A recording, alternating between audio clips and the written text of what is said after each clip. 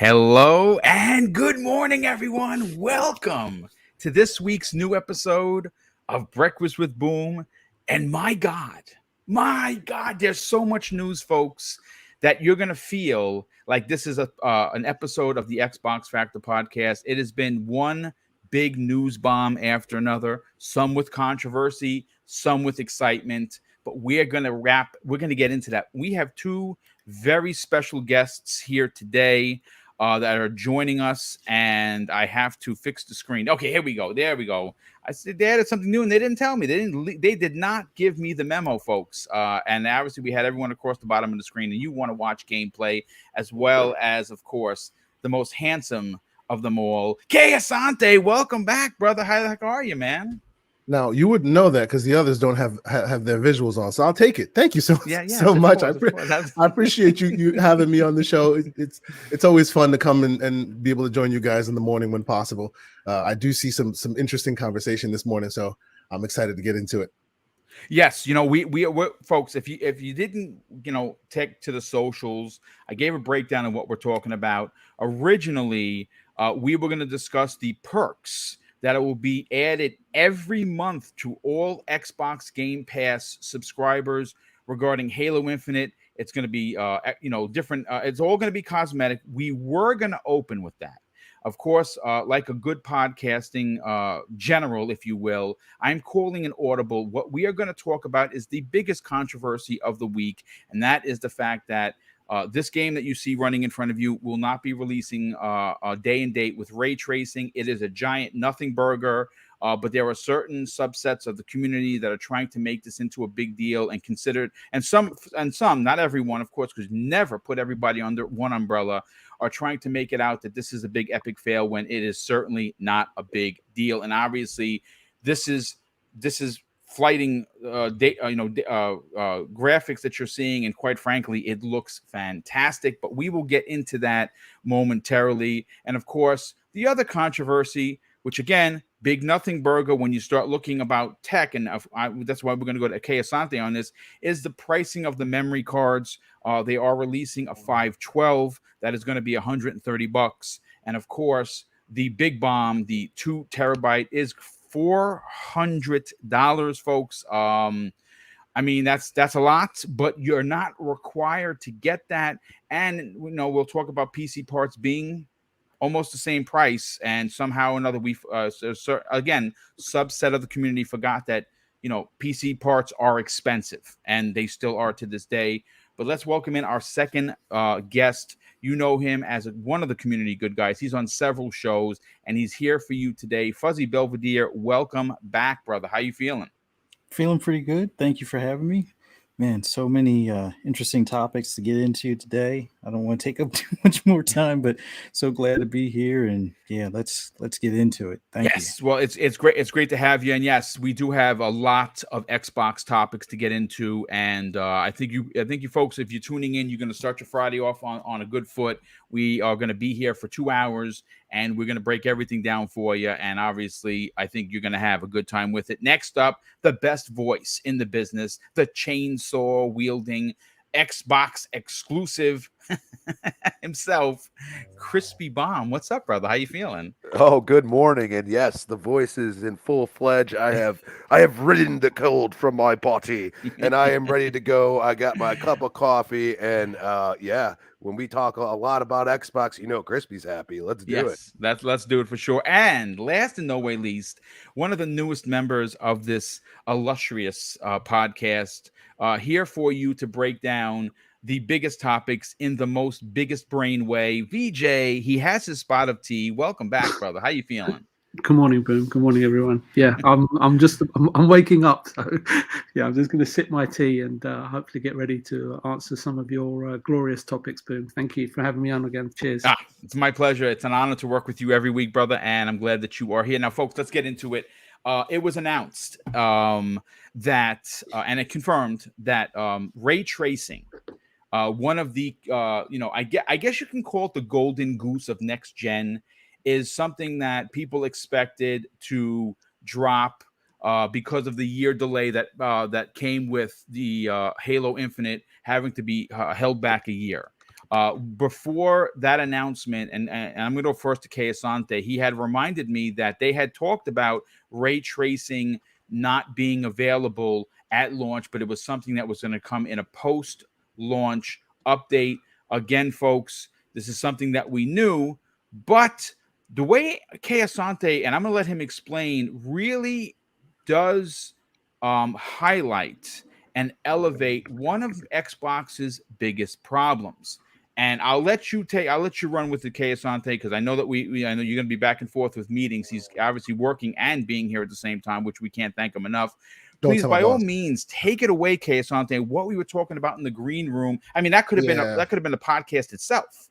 So, okay, let's get this out of the way from jump. This is a nothing story, right? Yes, absolutely. If you can tell the difference, then you can tell the difference. But chances are you cannot tell the difference, especially if you're more of the multiplayer guy. This is a non-issue. It's never been an issue. It's not going to be an issue. And I honestly think that people use the whole ray tracing thing as shorthand for next gen. Right? There are many other parts to next gen, but the most visible, the most quickly noticeable is ray tracing, right? Yes. Let's establish that this is a non-issue. The game will look amazing. Obviously, we know this is a cross-gen game, right? Even other games that have ray tracing that are cross-gen games seem to come in like after the game has been launched, right? We're hearing the same thing with Horizon. It will have limited ray tracing, right? This is a cross-gen game. That's established, okay?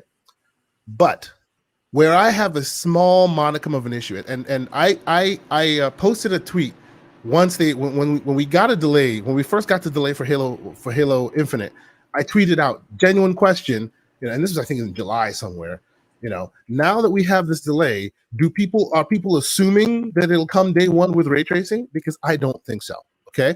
Now when I posted that, maybe people thought that it was like, oh, let's get our hair on fire because they're not coming with ray tracing.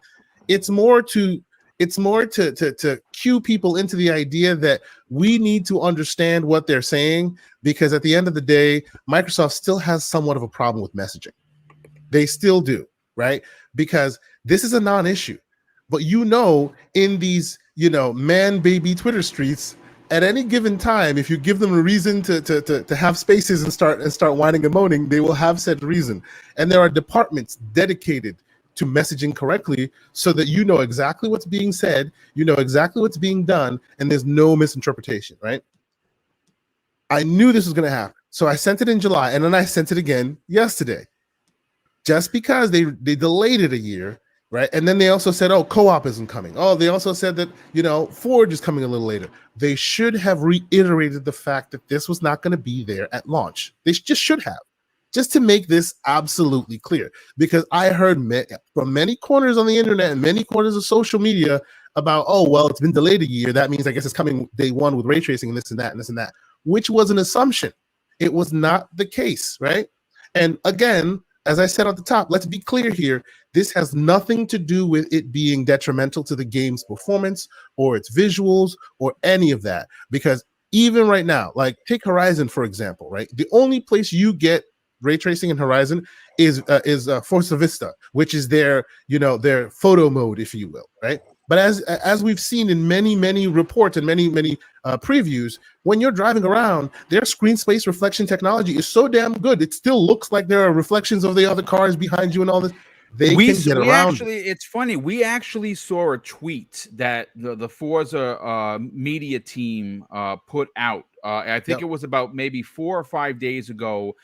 It was one of the stories I was going to cover, and then something obviously eclipsed it where we couldn't talk about it. And they showed a reflection looking in the rear view mirror of seeing the cars. Now, I mean, again, I'm no tech expert there, Keasante. I would have said, "Oh, look, that's ray tracing." And what do I know? You would have been genuinely, mistaken, but still, nobody could hold it against you because that's their job. Their job is to fool you into thinking that the best of the best is being done, even if that's not the case, right? So we know they're good at this stuff. Why is this a problem today? It's not a problem today. There are a few camps that are making this an issue, right? There's the camp that uses any kind of Xbox news, any kind of detrimental Xbox news as a cudgel to win as a bullet in their console war gun. That's what a lot of people are doing that today. Fine, right? And then there are those who are genuinely like, oh man, this sucks and all that, right? To that I say, cool your jets. See the game when the campaign shows up. Pay attention to it, and then make your judgment then. Right now, don't do the work of those console warriors for them, right? It's a non-issue. But at the same time, Microsoft, get your act together, man. It's the same thing as by the way, we have something coming up. We have to finish our chickens first. Like, stop. Like, you just keep opening your mouth and insert foot in. When you should speak, you don't. And when you shouldn't speak, you do. This is a problem. This is a problem. Now, this situation is a non-issue. Y'all will enjoy it. The game will be great. It's all that, right? But Microsoft, when they told you about the co-op not coming, and even that was, I think, a little late because they knew that long before they told you. They should have been. They're trying to be forthcoming, and that's great. Be forthcoming with all the data. Reiterate the data over and over and over again so everyone knows exactly what to expect. The minute you delayed it a year, say, oh, by the way, co-op is still a problem. Well, by then probably they didn't know, but co-op, Forge, and post-launch optimizations equaling ray tracing and all of that extra stuff. That stuff needs to be reiterated over and over. So this nothing burger doesn't turn into a freaking roaring flame that then, Aaron Greenberg has to come out there and mea culpa. Like, this is a problem. They need to get their messaging a bit more tuned, in my opinion. 100%. Now, real quick, Doom Reaper in the chat, good friend of the show. He asks politely, of course, now, did Xbox say Halo would launch with ray tracing? Actually, they did not. They came out before the delay and said, hey, folks, FYI, ray tracing is not going to be there day one. So they already had let us know. And then they delayed the game. And there are a lot of folks. When people delayed it a year, then people go, well, they said the ray tracing wouldn't be there at launch, right? But then they've delayed it a year. So obviously that means that gives them more time. So it should be there. Get it straight, right? So once you give us latest data, new data, it's been delayed. Wonderful. Reiterate the old one. It's still not coming with ray tracing, just to get this man baby stuff off the way. Because otherwise, here we go again. I'm sure Space is going to be lit this all day today with, well, if there's another fail for 343, unnecessary BS. And yes, it's unnecessary, right? Yes, it's unnecessary. 100%. But there are departments dedicated to messaging at Microsoft, at Xbox, and this is a fail for them. That's all I'm saying. Look. Keosante's onto something. Look, and like I said, I don't think I need to defend my opinion or his or anyone on this panel, right? When Microsoft triumphs, we're the first one to rah for them, right? Every time. When Microsoft makes a mistake, what do we do as grown men who are podcast professionals, in my humble opinion?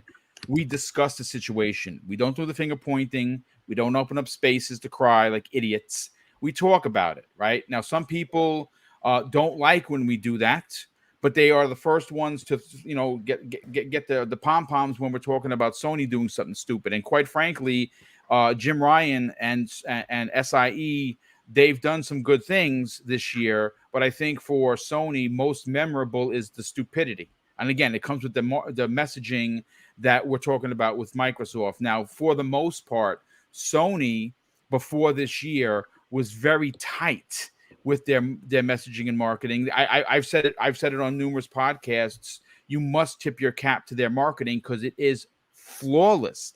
Something changed. I don't know who changed or what the ideology was that changed, but they have been stepping in it, so to speak. This is a giant nothing burger, as the kids are calling it.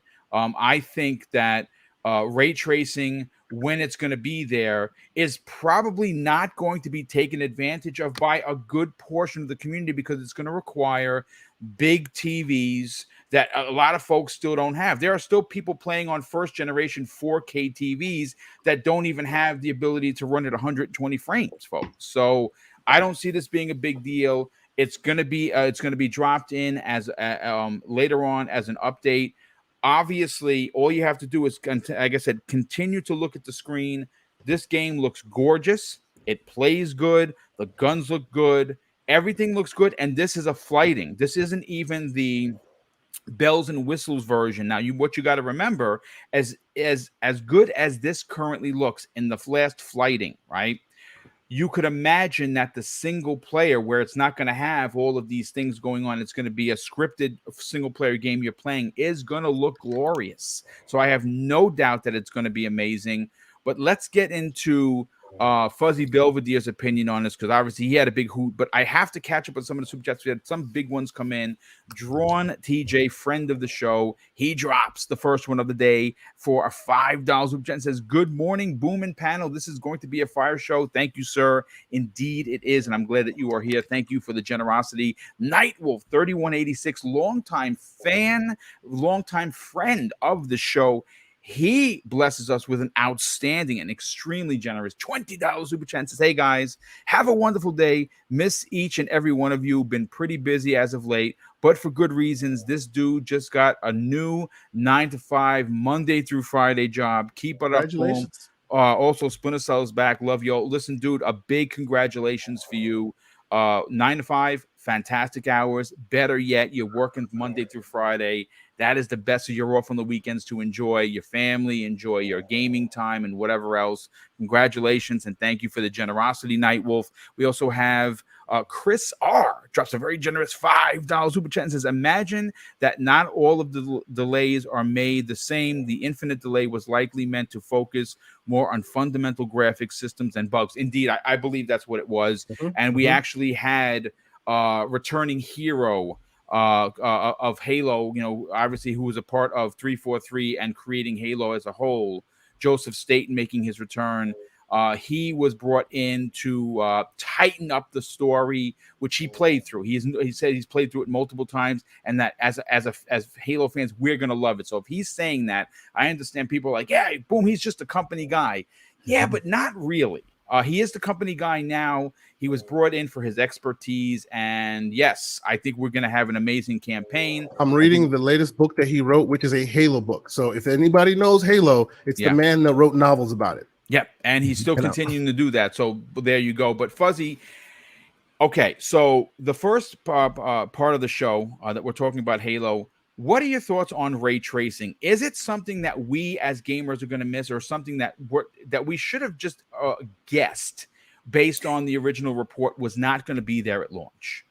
Well, before touching on their messaging, I just want to reiterate, like, over the 3 flights that I participated in, like the 2 weekends back to back, and then the earlier one that was like, I guess, like almost a month prior to that. Yes. Not once did I say, you know what this game is missing? It's missing ray tracing. It's like looking at the like even your gameplay here. It's like, understand most multiplayer games are like scale back 90%. Well, not scale back 90%, but they're like 90%, of the graphical intensity of what the single player experience is going to be, primarily to focus on like frame rates and things like that. Looking at the gameplay you have here, multiplayer, you can see like reflections on like some of the metal objects and things like that. Yeah, it's not ray tracing, it's just pretty much like screen space stuff. But I don't think anybody during that flight really even, one, thought to look for ray tracing, and 2, really missed it. It was like you had more fun focusing on the combat, your squad that you were with, communication with the team, getting the objectives, things like that. Looking at the beautiful scenery, like, yes, there are wildlife there, the foliage and things like that, all look awesome in just the multiplayer. And I can imagine what the single player is going to look like. But ray tracing not being there, I don't remember anybody during those 3 flights ever complaining that, oh yeah, this thing is definitely incomplete, it's missing this. I mean, were there some bugs or glitches here and there? I know some people didn't like necessarily the time to kill. I was a fan of that setup in comparison, because at least gives you some time if you're close to cover to at least get into cover type of thing. But overall, I think the ray tracing aspect, as far as people having their Twitter spaces about it, is just overblown beyond all get out. And it's not that I'm going to be like, oh, I'm Xbox Defense Force. No, it's ray tracing in itself is an expensive thing. when it comes to the processing power of the game. I have a PC, and there's no ray tracing in GTA 5, but there's a lot of, like, I guess you can say, mods out there that kind of make it look like ray tracing. And there's supposedly not that new vision thing, but even doing that, it's like it will slow the game down. Yes, I have a 3080, and it's running the game now with everything turned up to ultra or whatever, or high or very high or whatever. It's running it somewhere in the 70s, and in some cases 90s if I'm not in a plane or something along those lines. But when you do a lot of those mods, it brings it back down to reality, somewhere in like the mid 50s to low 60s, and sometimes even more so if there's a lot of explosions, or if you decide to have like a whole bunch of bodyguards on scene or something like that. But nevertheless, ray tracing not being there at launch, I'm not really going to miss it. Would it make the game look prettier? Sure. Will it cause possible performance issues? That's why they want to make sure everything is optimized. Oh, definitely. It'll definitely cause performance issues. Yeah, I mean, it's just I would rather them focus on that as far as the optimization of it post-launch, get to play the game, enjoy it. And much like we've gone through the Xbox One X and the early parts of the Series X time frame, you play the game that you may have already played and enjoyed, or you made it halfway through, and then there's an update, and you get to enjoy it even more, or experience even better resolution or better particle effects and things like that when there's this update. So I'm fine with the ray tracing coming post launch, but onto the messaging from Xbox, it just seems like they keep on stepping on rakes to some extent when it comes to things that they should. I understand when you're in development, not that I was a developer for games. I worked on the back end stuff as far as for websites and so forth. So when your eyes are just focused on that, there's assumptions that you make that the marketing team may not know, or the sales team may not know, or the warehousing group might not know. So I think that they sometimes need to have somebody that can at least take a step back and look and say, okay, we said it was going to be delayed, and we said these other things were going to be post-launch. Then it should just be an update of that list. If they already put out all that info, okay, well, we're going to delay it for a year, along with all the, like what Asante and Boom were saying. They should at least reiterate those same things, that, okay, these are still going to be post-launch, even with the year delay. Is it the biggest boo-boo in the world? No, but it definitely leaves a stain on social media. It's a bit of death by 1,000 cuts. No, just there's too many of these little dribs and drabs. Yeah. So obviously, I don't think there needs to be a gigantic overhaul. I just think what they need to do is what we just all said, is tighten it up. Yeah. You know what I'm saying? There should be only a subset of people speaking. What happened with, if you go back to one of the darkest days in Xbox history, 2013, right? There were a lot of talking heads with a lot of different opinions, and that's what happened. A lot of miscommunication between people that were in charge, people that were just making comments because they were getting interviewed. And now, granted, let's call a spade, Fuzzy. Microsoft has in fact tightened it up, but it's these little blunders. And we have to, we obviously have to take it back to something that happened very early in the week, and that was the miscommunication or the misassumption that something big was happening for Fable. And what did they do? They put this out there, they mentioned the word Fable, and then hours later they have to pull it back. See, that's not a good look. That's not what's happening here, right? Because they already said ray tracing wasn't happening well before the delay. The problem is they didn't reiterate on it.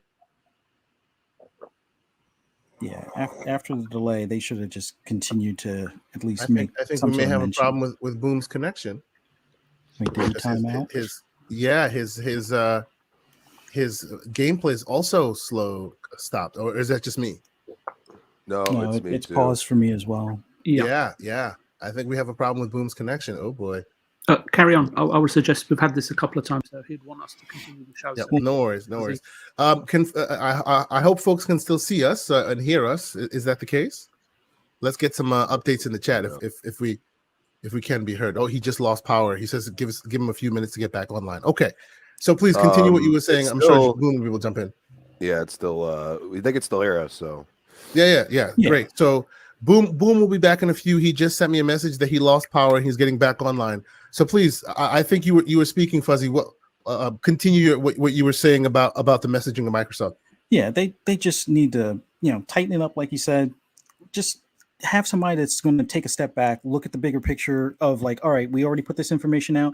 All right, I'll continue that list or carry it over to this next announcement. So that way it nothing gets missed, nothing gets overlooked. And then it's like, oh, you're going to have, Twitter Spaces going, abroad as far as, oh, well, they lied to us or they didn't tell us this. No, it's just stay on the same page, continue your notes from your previous announcements, and in that way it squashes any doubt or question. That's all I got. Exactly. How about you, Crispy? What do you think? Can people just go play some games or something? Like this is getting stupid. Like, how many games right now on console are you playing with ray tracing anyway? Generally, you need a substantial PC to be playing with ray tracing right now. Yep. And let's just ignore the fact that Series X has a bunch of software technology they're still playing with. Like, they just gave you a 4K dashboard update. Just gave it to you. Think about that. Dude, they're going to be constantly updating this system until it's tweaked to the way they want. You should actually be happy that you can get 120 FPS if you have the right TV right now. Indeed. Yep. You know what I'm saying? Dude, like, it's not like go look at, best looking game on Xbox, Gears, right? What is Gears? Gears don't have no ray tracing. I'll even say one of the best looking games on Xbox is Rise, Son of Rome, and it runs at 900p. Okay, it still looks great. And they did come out with a little update that adds some ray tracing to Gears, but it only happened a few months ago. I think it was Operation 7 is when they got that. So absolutely, you're gonna see them drop something and say, "Oh yes, we've added ray tracing." But even AMD tweeted out, "Hey, we're working on this for their PC components, like the Ryzen processors." So they're not even ready to do that yet. So let's stop acting like it's a big deal. Okay. And I got 3 words for you. Get a life. Okay. Get a life. Go play some games, bro. Stop. So what do you think about the aspect of their messaging though? Do you think that they did this right, or could they tighten it up? Like, as I'm of the opinion of, they know their audience. They maybe should have reiterated. What do you think? Yes and no. Okay. They already got hurt with the co-op thing. Like, a lot of people weren't happy about that. But as you went and played the flight, for some of you, he's returned. Man has returned like a shining light. They're unfortunately doing work here, and without telling me, hey, Mr. BoomStick, we're going to cut your power for a hot second to restart everything. Not good. Damn it. But we're good. Yes, We're good. Keep going. Thank you, K. Professional podcaster extraordinaire. No worries, man. Crispy, you were saying. They could have reiterated it, but I mean, at this point, you want a game that runs as well as you played that flight, right? That's what you want as a gamer. Yes. So I don't see what the problem is. I don't see, it's just, like I said, people got nothing better to do, which is pretty sad. I mean, we could sit here and hate on something to a point, but at this point, Halo's looking better than both the other FPS shooters you got coming out. So what do you think about that? Like, that is you know what, dude, I got news for you.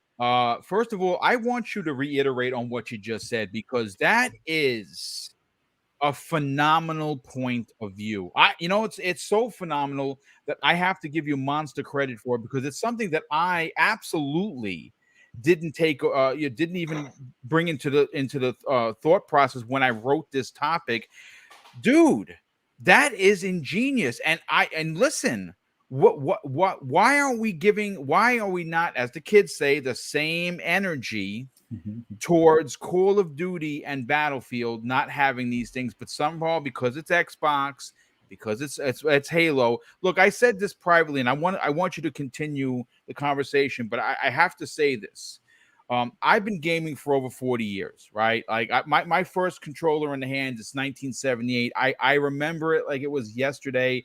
We weren't rich. My dad was the only one that worked. My mom stayed home to take care of the kids. Blue collar dude. We had, but we didn't have an abundance, right? And I'll never forget when he came home with the Atari 2600 and 2 games. I could only imagine what it cost him. but he wanted to bring it because we had seen it at someone else's house, and I was absolutely enthralled with it. And because we were good kids, he wanted to reward us.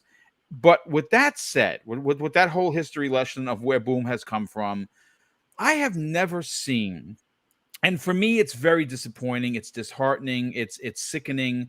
I have never seen a subset of community want to hate on the game to the point where they want to see it fail. And of course, I'm talking about, and again, this is not throwing the entire PlayStation brethren under an umbrella. I don't do that. There are subset groups. I say that specifically so we understand it's not everyone. I know many PlayStation people that's their exclusive system, but they don't want to see Halo fail. They want to see Halo win, because what that does is it puts the fire to the feet of Sony to do better. Each one fails, it makes the other one want to do better. But by all means, please continue. Well, and that's the point. Like, I'm hearing from Call of Duty fans and from Battlefield fans. Now, some of them have had no issues, but there's a lot of people that weren't happy with what they got so far in the betas and whatnot. Right. Okay. Well, the Halo fans, the hardcore, and I'll tell you, it's like being a Gears fan. Like it is your platform. It is what you play, and you know that's something that you pick up, and it's like riding a bike. Yes, you know what I mean? And if it plays right, you're gonna praise it, and if it plays wrong, you're gonna hate it. And I'm telling you, all you guys are Halo fans, bigger than me, and all I keep hearing is this is amazing. This is exactly what we wanted. It's even better than we thought. And that says something. This thing's going to be free to play. Yes, people. indeed. Yeah. Dude, there's going to be, this is why they made the choice of cutting some things out of this. They are figuring out that this game is going to be massive right at launch. And if they don't have their shit together, this thing's going to crash and burn. I'm just saying.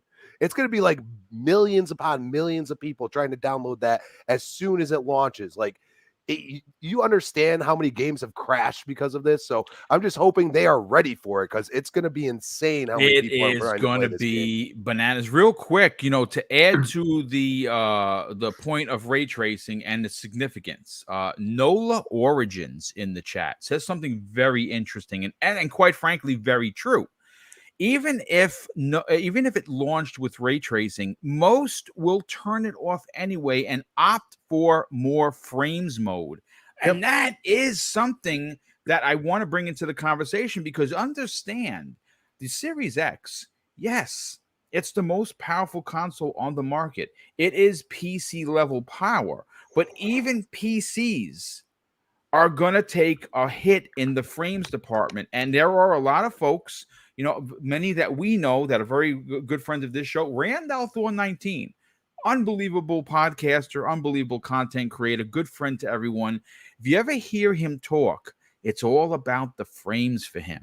It's all about that. That is what rules his excitement for X game, whatever. And he is on to something. Now, I'm not going to sit here in front. I'm a bit of a graphics whore. So if you said, boom, what do you want, frames, or do you want like the 4K goodness? I'm going to be honest. I think I'm going with the graphic horror in me, but then again, I might. So, quick question, Boom. Yes, now sir. that you pose that, so are you telling me if they come to you and they say 30 frames, full everything versus 60 frames paired back, you'd take 30 frames, full everything? It's funny you say that, because it's something that a year ago, maybe 2 years ago, I would have been like, give me the 30 frames. The problem is I've experienced 60 and 120 frames on the TV that I have. And mind you, it's a couple of years old. I haven't even gotten the CX, that's Mrs. Boom. She's not listening, folks. I'm getting a CX or a C1 or whatever. And she's okay with it. She's fine with it. Awesome. But I don't know. It would be right now. That's hard. That's a hard choice, my friend. It would be hard to go back to. That's a hard choice for sure. But Crispy, absolutely knocking it out of the park with that. That is what a great point, dude. What a great point. Anything else you want to add before we move on to VJ, there, brother? No, just those 3 words. Get a life. Short and sweet. I love it. You know what? First of all, let me shout out Sour Blow Gaming. This is someone that I've been back and forth in the DMs. He is going to be joining us, Mr. K. Asante, as one of the voices that I'm going to be introducing to the community. I have actually a lineup of quite a few. he actually heard me on the Iron Lords say, hey, listen, if you want to get in on podcasting and you want a shot on the show, just hit me up in a DM. And him and someone else did. And I'm starting to make a list, because obviously one of the you can call it a blessing, if you will, the fact that I actually have an audience. My job is to introduce new voices to this community. I think it's super important to do that. And even though to that point, yes, sir. Drawn TJ will also join our show. Nice. I'm still working on logistics there too. That's right. He made his debut. He's coming to our show as well. So we're paying it forward, good sir. Paying it forward. Good job. And again, I love to see it. I think that podcasting should be for everyone. If it's something on your video game bucket list, it was for me many years ago, where I was actually just going to be happy to get on the show and be done with it. It turns out that I made a good impression with Mooch on his show on Fridays, and obviously Crossfire became a home of mine, and eventually I left for for family reasons, but more so as well as to create my own empire, which I have done. And I've always said that the best way that you can be is to pay it forward, and that we continue to do that. And obviously, Kay Asante is going to do that once again. But let me just, before I get to VJ, I definitely got to catch him some super chats. We've had some. Oh, I lost them. Okay, I know we had one that was a $20 one from. Let's see if I could find. They're it. all in here. The Raid and Blade. I actually have them in the privates. Raid and Blade actually dropped two. He dropped a $2 one that I cannot see, but I do want to read the £20 one. Raid and Blade, thank you for the generosity. That is extremely kind of you. He says, "Hey guys, I had a thought some time ago as to the reason why PlayStation 5 was outselling the series consoles. Phil Spencer gave the answer a while back, but I noticed that people did not pick up on it. He said that the SX fully in the server blades. I mean, I think that is absolutely true. There just wasn't enough consoles. That is the reality. I'll say this, and this is it's not jumping on Team Xbox or Team PlayStation. The reality is, and if you don't know the story, Microsoft waited. They waited for the specs to make the Series X and S the way they wanted. They waited for AMD to be able to add these special things. Sony did not wait. Sony said, and I'll go even one step further. Please, by all they means. Waited not only on the console side, because AMD and Microsoft are kind of doing one of these things. DirectX Ultimate is basically the way forward for developing, period, on PC everywhere. And guess who owns that stack? Microsoft does. So they waited for all of them to align. PlayStation took their ball and went home a little early, which is fine because they can do that, and they also have their very good development tools. But as we move forward, as DirectX becomes the standard, you're going to see a huge delta, because Microsoft and AMD are kind of hand in hand, and so is NVIDIA. Hand in hand. So they're kind of isolating PlayStation to their own bespoke tools versus the standard. That's what's happening here. And I'm actually very happy that you're here, Kay Asante, because obviously he does know his trade. He has a part of the PC master race because he has a PC and he games on it regularly. Don't say that. That's not good. Well, I mean, listen, the PC master race exists, obviously, but you're not one of the snobby ones. You're one of the ones that, hey, listen, we should all game together and just have fun. Yes, on everything. It's no big deal, Good friend of the show, Bunty, drops an outstanding $5 super chat and says, "Good morning, Booming panel. Have a wonderful day today, everyone. Didn't get a chance to watch all of your show live, but I'm always watching." Well, dude, thank you so much for that. We definitely appreciate you being here, and of course the generosity. But VJ, I want to go to you on this for a couple of reasons. Now, if you're new to the show, and if you are new, I ask that you consider subscribing. We are I do 3 live shows. I used to do 4. I had to take a bit of a break. I was starting to kind of burn the candle at 3 ends, and it technically only has 2. But I will be coming back with a new show in 2022 to replace that Thursday show. I'm just kind of working on some things behind the scene on what that exactly will be. But yes, the 4th show will be returning, though it will not be a dedicated Xbox Factor podcast. It will be something different. But I kind of enjoyed backing out of the Thursday show because guess what, folks? I'm actually doing something that I had a hard time doing, and that's play games. And I am playing the F out of Far Cry 6, which is it's my game of the year so far. Honestly, it is just everything I love about the game. But VJ, I want to go to you next on this, specifically last, because you have a good thought process into the messaging, because in your career, not only did you help in the development aspect, but you also helped in the marketing aspect, selling games. Are we on to something? Is Kay Asante striking the iron hot, so to speak, saying that, yes, the messaging has gotten better for Xbox, leaps and bounds better, but it's these kinds of blips that they could avoid by just being forward thinking? Is messaging still an issue at Xbox? I think if you look at any industry, any company within that industry, any manufacturer, company, wholesaler, distributor, retailer, any sort of conglomerate, even governments, right? There's always room for improvement. So, and that's what life is all about, right? Constantly learning from your mistakes and improving on them. Do Xbox need to sharpen the tools in their pencil kit? You could argue that they need to, but I think all three platform holders have had a very busy year, coming out of some very difficult circumstances last year. And you know me, I can be critical sometimes, especially when they're schoolboy errors. But given the ferocity of Xbox in terms of the sheer number of games in this second half of the year, because I was very critical of the first half of this year, for the second half of the year, given the amount that's going on, and they're launching two first-party games, I think you've got to give them some leeway, right? And so I don't think it's really as much as Xbox's fault as it is the entitled gamers' perception and demand. And if you're an entitled gamer, you're going to play very few or perhaps zero games if you require or demand ray tracing at launch or as a standard. And look, I know very little about ray tracing and technical stuff, but this is just my perception of it, right? And if you can't find joy in video games with or without ray tracing, then I suggest you find another hobby. So I'm being critical of fans here, right? You know, I would go as far as saying, you know, or suggesting stamp collecting, bird watching, or perhaps even train spotting. I simply don't want to give a lot of thought to low rent opinions that come with a nauseating measure of complaint.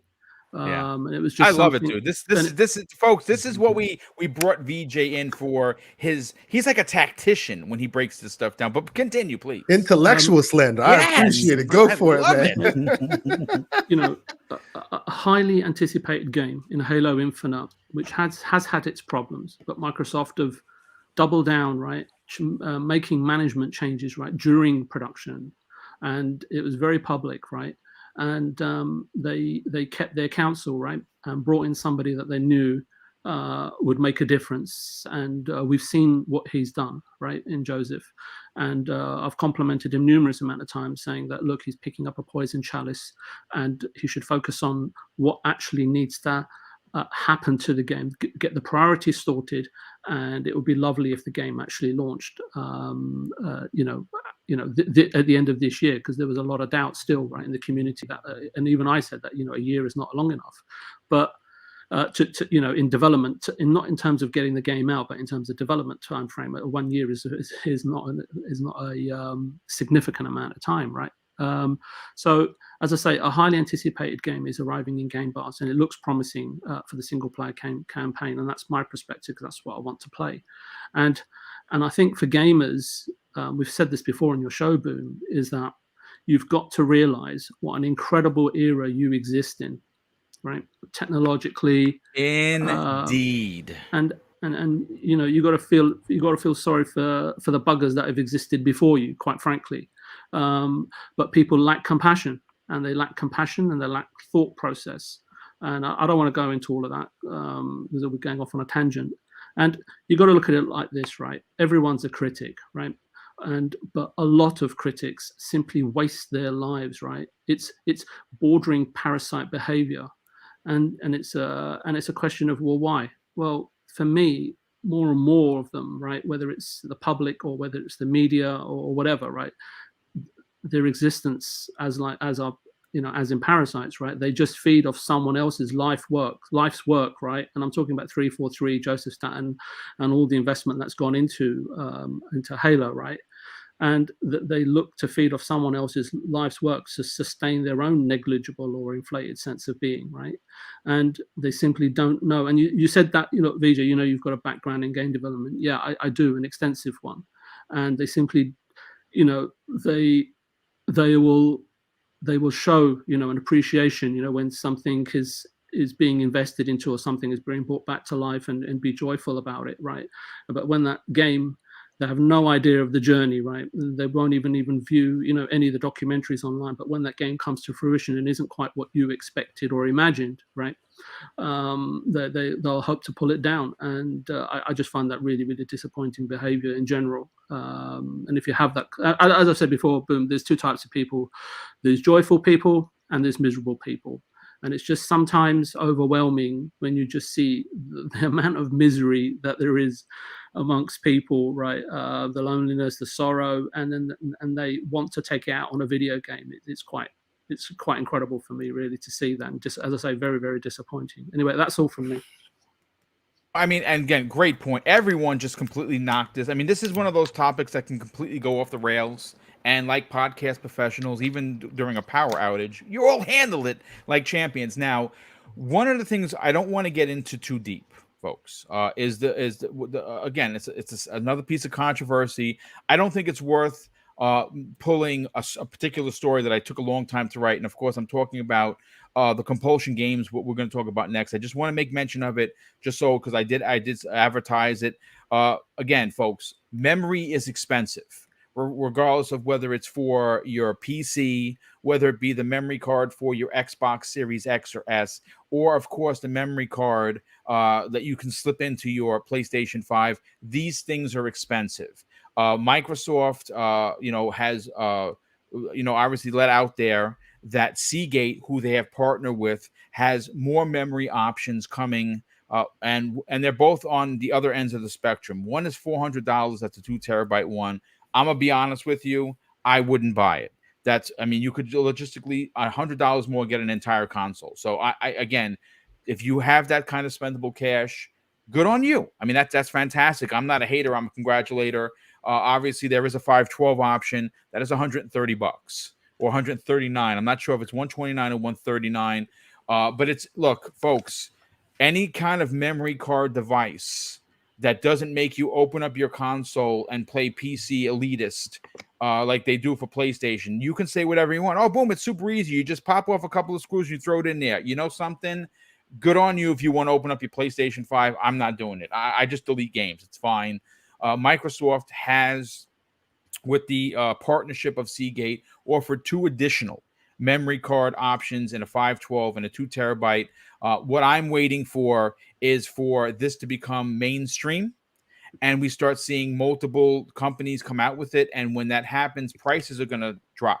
And then when prices drop, I will then invest in probably 1 or 2 terabytes to just add extra memory. And that's going to be in the story. Again, just throwing it out there. It's not that big of a deal. It's a giant nothing burger.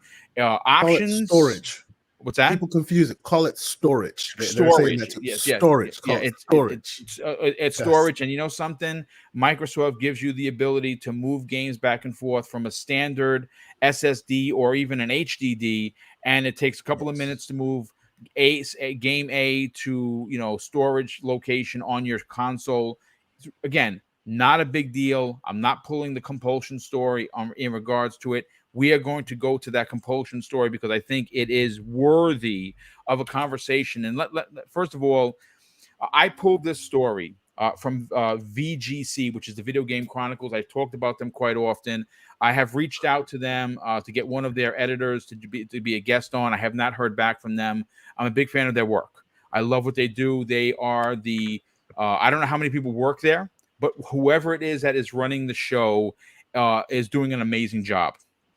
And they are one of the main sources of information that I go to because their writing is so fantastic. And if you want to get the same stories that I'm getting, which of course is going to be in the show notes if you want to check out go to VGC.com. They're not a sponsor. They don't even probably know this podcast exists, but I definitely want to get one of those guys or gals onto the show and talk about one of my favorite places to get news. But we have to talk about coming from the makers of We Happy Few. Compulsion Games is currently working on a new IP that is rumored to be a third-person, over-the-shoulder, story-driven, single-player game. This is something that many, including myself, in this community have asked for. The hashtag Just One has come from us, from our good brother Cognito of obviously the Iron Lords. He has been asking for that Sony-esque game, and I have an interview with the one of the heads of the studios, Nalia Hadash, and they're from Compulsion Games. They talked about the studio's expansion, its plans for the future, and revealed a few details about its unannounced title. Now, before we get into what Nalia had to say, I kind of want to bring back an interview, a sit-down interview with Phil Spencer. He sat down with Game Reactor on October 26th of 2020. And in that article from Game Reactor, this is what they had to say. We recently had the chance to sit down with head of Xbox, Phil Spencer, to have a chat about everything the major brand is bringing to the table. Obviously, towards the end of the interview, we specifically asked Phil Spencer about which first-party studio's unannounced title he is most excited for the public to see. And this is what Phil had to say. He replied immediately, I'm going to give you two, if that's okay. Now, the second one that he talked about was, of course, Perfect Dark, right? That's before we knew anything about Perfect Dark. That was before the trailer. That's before we knew of the Crystal Dynamics. This is just one of the games that we had not known about. We had rumored that they were working on it, but we had no confirmation. But it's what he said to open up his statement that had me excited. And he says one of them is Compulsion. When I first saw We Happy Few, there was an art style and a setting that I thought was really unique. It's a young studio, and they are still growing and learning the craft of what they are as a team. But looking at what they're going to do next, I love their ability to create new worlds and unique settings. Now, I want to go back to the interview with Nalia, but why that's important, why that's relevant to this conversation that we're about to have, is Microsoft has currently, not Microsoft, Xbox Game Studios has 23 studios with over 35 teams developing new IPs, new and older IPs that are going to be coming out in the next 2 to 3 years that are going to just make Xbox fans smile from ear to ear. But for Phil to pick that team at that time over the other 21 teams is impressive in itself. Now, this is one of the quotes that comes from Nalia regarding the team's expanded workforce. We have doubled the workforce and we are adapting to it. The goal is to expand our zany universe, to continue to make our mark in video games as a studio that likes to make unique titles in little used settings. For now, that's our goal. Pursue our legacy, our heritage, while remaining true to ourselves. Now, he continues with our new game, a narrative, third-person, story-driven game. I don't think we need any feedback. It's not like a rogue or like the roguelike where you replay it multiple times and you need data to make sure that experience is fun. We Happy Few has evolved a lot. At the beginning, it was roguelike, and then we added a story because people love the world, the characters. So that said, we're okay going to make the game with an end of a story. The next game is a story, and we know where we are going. Now, when they asked him specifically, I'm sorry, she, yes, I said she, I don't know why I said he. When they asked when she thinks we'll see the game, Nalia actually has no idea, says, I quote, "I have no idea," and laughs. Now, this is a game that has been in development since I want to say it's been a couple of years. And obviously we have all this information because Nalia sat down with to have this conversation. Like I said, I think that it's relevant into the conversation that we're about to have, that Microsoft, Phil Spencer, head of Xbox, when he specifically was asked, he didn't just say the quadruple A driven studio known as the Initiative. He did mention them, but he mentioned them second. He mentioned Compulsion Games first. I think that in itself is unbelievably relevant to the conversation. I want to go first to Kay Asante on this. Kay Asante, look, one of the things as Xbox fans, right, we have all talked about, where are these single player narrative types of titles that we see on Sony, right? There have been a lot of people that look at the other side of the grass and they're like, wow, that grass is green. How come mine isn't that green? See, I'm not one of those gamers because I support everything. So if there's a game on that side of the grass that I can't play here, I'm going to play there. Now, not everyone can afford to do that because gaming is expensive and we are still in the middle of a pandemic. So folks, I understand if you have to pick the one console and stick with it. I totally get that. That's understandable. But hearing Phil pick this specific studio and now hearing that we are in fact getting a new IP, a new third-person story-driven game that could again, I don't know because I haven't seen it, could be very similar to what we enjoy as Sony fans. What are your thoughts on what Nalia had to say? So, okay, so I too I'm lucky enough to be a multiplayer gamer. I was actually playing the Uncharted Nathan Drake's collection yesterday because the Everborn saga has not put the time necessary through those games. So I need to take him to school on that a little. I think he played one. Which, by the way, that collection is amazing. Actually, my favorite is still 2 on the PlayStation 3. And I'm surprised at how good it still holds up. It needs 60 frames, but okay. So I was playing that. It was good, right?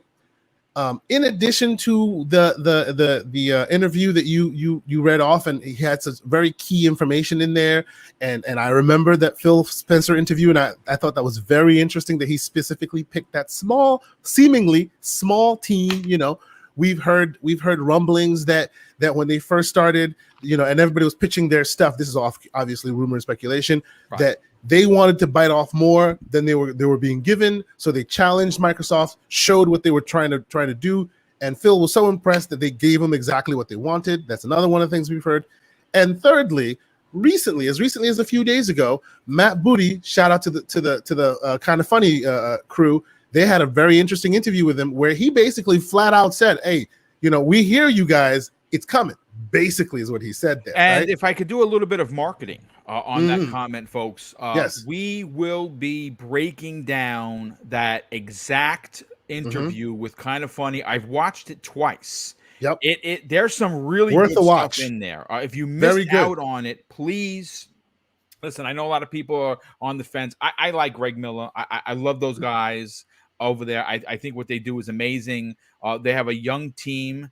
And I love listening to them. Obviously, they have some OGs there, but I like the young crew that they have brought in. Folks, whether you're a fan of Kind of Funny or you're not, and I am, I'd be happy to admit it. As am I. Yep. Please go check out the interview with Matt Booty. The first hour, I believe, was an hour and a couple of minutes, maybe an hour and 10. There's some really good nuggets in there. Yes, absolutely. By all means, continue. Indeed. So all of that together, man, that hashtag just one is going to be more than just one. Indeed, it looks like it's coming. Yeah. Now let's be clear, and every time they say that, that's the reason why everybody goes, well, why don't they just say that? They don't want to be like, yep, we hear what you want. You want us to make PlayStation type games, so we're going to do that. That's not what they're doing. They understand that there's a genre and there's a style that people are looking for that's missing. They understand that the competitor also excels in that arena. They're going to make a game in that genre. It may not necessarily be quote unquote PlayStation style game, but they're making a cinematic third person over the shoulder. What does it sound like? Yeah, PlayStation style sounds games. like Sony game to me. You can't say that because it's marketing. You know what I'm saying? Right. But I am super excited because I'm not excited for them to make a PlayStation type game. I have a PlayStation. I can play PlayStation style games. I'm excited to see their interpretation of what they consider, because there's been a lot of exciting growth on the Xbox side. I know what to expect from PlayStation. They will come out with those amazing story-driven stories all the time, the games, and I'm there for it. That's why I have a PS5. I'm there for it, right? I want to see what others' interpretation of it will be, right? Yes. And these guys have they've been doing internal reviews of PlayStation games. They've been giving them rave reviews, all this stuff, So I'm excited to see, because and I'm a big follower of Microsoft. In my day job, I work with Microsoft tools a lot. Their server systems, their Azure, all of that. I work with them a lot, and they love to take the biggest in the competition. They look at it from all angles, and then they release their version. Yes. And their version usually is better than the best that's out there. Now, it doesn't mean that it catches the zeitgeist. Doesn't mean that people like it as much. Shout out to the Zune, a better iPod. Dude, that nobody gave a crap funny about. You say that. Sitting right over here. My Zune HD is sitting right here, my friend. Dude, it's still great. Here's the thing. Mrs. Boom, right? She's not a tech head. Like, she has a phone and she's okay with it as long as they make calls, right? But there is one device that to this day she bought an extra one to make sure she had it. She has a Zune HD. Yep. She has the original Zune, and she's got the beatbox that you plug it into on her pewter station sitting right here. Yes. Oh. Zune is fantastic. And of course, it is a Microsoft product. So even in the different space, people just love dumping on it because it's a Microsoft product. But at the end of the day, if you looked at the best that was out there, they took it as an iPod at the time, analyze it from all angles, and then release theirs. Now, they couldn't get the messaging right. They couldn't get people to see that, but it was better in almost every way possible. So I'm excited to see them analyze the quote-unquote PlayStation standard and see what their version looks like. It may not be exactly the same. I don't want it to beat PlayStation. No, because I love PlayStation games. That's why I bought that $500 router looking thing that's in my living room right now. That we so easily dumped into a toilet, by the way. Yeah, somebody decided. No, I bought dark plates for mine. I keep mine clean anyway. But I'm excited to see what these guys do, because when they do that, it breeds competition. It breeds this. And even you, PlayStation fan, if you want to test it out, you can get a Game Pass subscription for a month and try it out yourself, and it's cheaper than buying it for $70 full price. Yeah. So it works for all of us when they do this. Yeah. This stuff excites the heck out of me. What do you call it? You shouted out Lord Cognito. He's also been dropping little nuggets here and there. Yeah, he got some information. Now, granted, I talk with King. I talk with Cog weekly. Like, we're family folks. Like, if you didn't know, like we're actually like those are my brothers. So we speak on a regular basis. And obviously, with Defining Duke, he's incredibly busy. I didn't get a chance to speak with him, but I did in fact hear that he's heard something, little nuggets here and there. He knows people in places, and every time he says he's still on his hashtag just one square, he gives you that little wink and a nudge, and I'm just like, that man knows something. So let's give it some time. Let's give it some time. Now I'm not saying that those who are on that hashtag just one tip need to take the boot from the neck. Keep the boot on the neck. Yeah, keep it respectfully. Yeah, say it nicely. Make sure you reiterate. When the best beard in the business, Mr. Jason Ronald, dropped that whole thing of we have new updates, I said, this is wonderful, but respectfully, when y'all going to get the capture situation in order? Keep the boot on the neck. Keep the boot on the neck. No. But don't be 100%. Yes. But don't be afraid to be excited, because there's stuff coming. It's just gaming takes time. It takes time to build. It takes time to build correctly. It's going to take a while. We're dealing with a pandemic that is huge pandemic. People. Not everybody's working from home easily. Yes. It's a difficult nut to crack. I was working from home before the pandemic showed up, so to me it was just like I was practicing for this all my whole life. But a lot of people have had a lot of difficulty acclimating to this new standard. I was listening to some people talk about it specifically in the gaming context. They work with huge 4K, 8K assets. Imagine that, sending that over the wire, because you can't just like show somebody on a screen. depending on your network connection. And there's something else to take into account. Our infrastructure here in the States is lacking, if you look at Japan. Oh yeah, 100%. I mean, but not just like, hey, I'm gonna say just to say it, noticeably different. They are leaps and bounds. So Yep. Very true. Very 100% true. You know, and that's all. That's not even technical. There's political concerns and all this. We're not going to get into all that. Yeah. But our network isn't as hot as everyone would like you to believe. So because of that, there's a lot of logistical concerns and hurdles that need to be climbed in order to get this done, and they are doing so. So, in closing. And welcome to the man BitCloud who just was able to join us. In closing, I would say do not take the boot off the neck. Yes. Do it respectfully and understand that this stuff is coming. Give them patience. It's coming. Absolutely, 100%. Now, real quick, first of all, before I bring Fuzzy into the conversation, BitCloud Gaming, what's up, brother? You killed it with another incredible interview. My God, I don't know how anyone can compete with you. You should have 20,000 subs already. Welcome back, brother. How you feeling? Oh, appreciate it, man. Appreciate it. Shout out to I'll tell you off here. Yeah. Yeah. Well, I mean, listen, it's great to have you back, brother. You happen to come in at a perfect time because we're talking Sony, but we're talking Sony on the back end of talking about Microsoft and compulsion games being the potentially next, hashtag just one, i.e. Cognito. And from what we understand, we're getting more than just one. But, Fuzzy, I talked about specifically that they added, based on reading the story, that they have doubled their workforce. Well, I got some information here thanks to good friend of the community, Idle Sloth. If you don't follow him on Twitter, you probably should. I don't know if he considers himself to be an Xbox insider or not, but he always puts out tweets that make you really smile. And he put out a couple, and obviously he gives credit to Jing Sima. Or Sama on Twitter. Now this came from whoever Jing Sama is. They found this. He reposted it. So I want to read it just to give people an idea of who has recently joined Compulsion Games. We have Remy Edmont, who is a senior tech cinematic artist for Eidos, joins the Microsoft studio. Kate Lane, a senior level artist at Ubisoft Montreal, has joined Compulsion Games. Paulette Richardson, a veteran senior texture artist from Ubisoft, has also joined. But that's not all, folks. There's more. Sebastian Ebzant, a senior gameplay animator who has recently worked on AC Valhalla, Guardians of the Galaxy that is not out yet, Quantum Break. They also have joined, along with, of course, Miguel Hernandez, who is a lighting artist expert that comes from Eidos at Montreal. Now, again, these may not be household names because I'm learning them for the first time myself as a content creator. But the fact that they've worked on some big games that are story-driven content should get you excited to what Compulsion is making. Fuzzy, hearing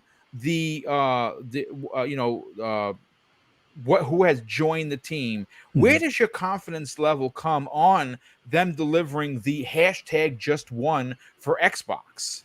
It's a good bit higher than when Xbox initially announced that they were acquiring Compulsion, because I know a lot of people kind of took a little bit of a pause and was like, well, wait, what? Compulsion? They just did We Happy Few. They also had contrasts in the past, but right.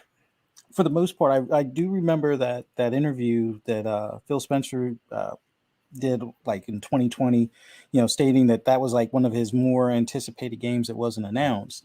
And based on that and understanding that We Happy Few was kind of like, it wasn't a Kickstarter, but it was like an early preview type of thing that they had to evolve. And, the community kind of gave them, feedback. Originally, it was supposed to be more of like a survival game, and they kind of blended it with a few other genres and stuff like that for the final product. But I always wanted to see what their next type of title would be like.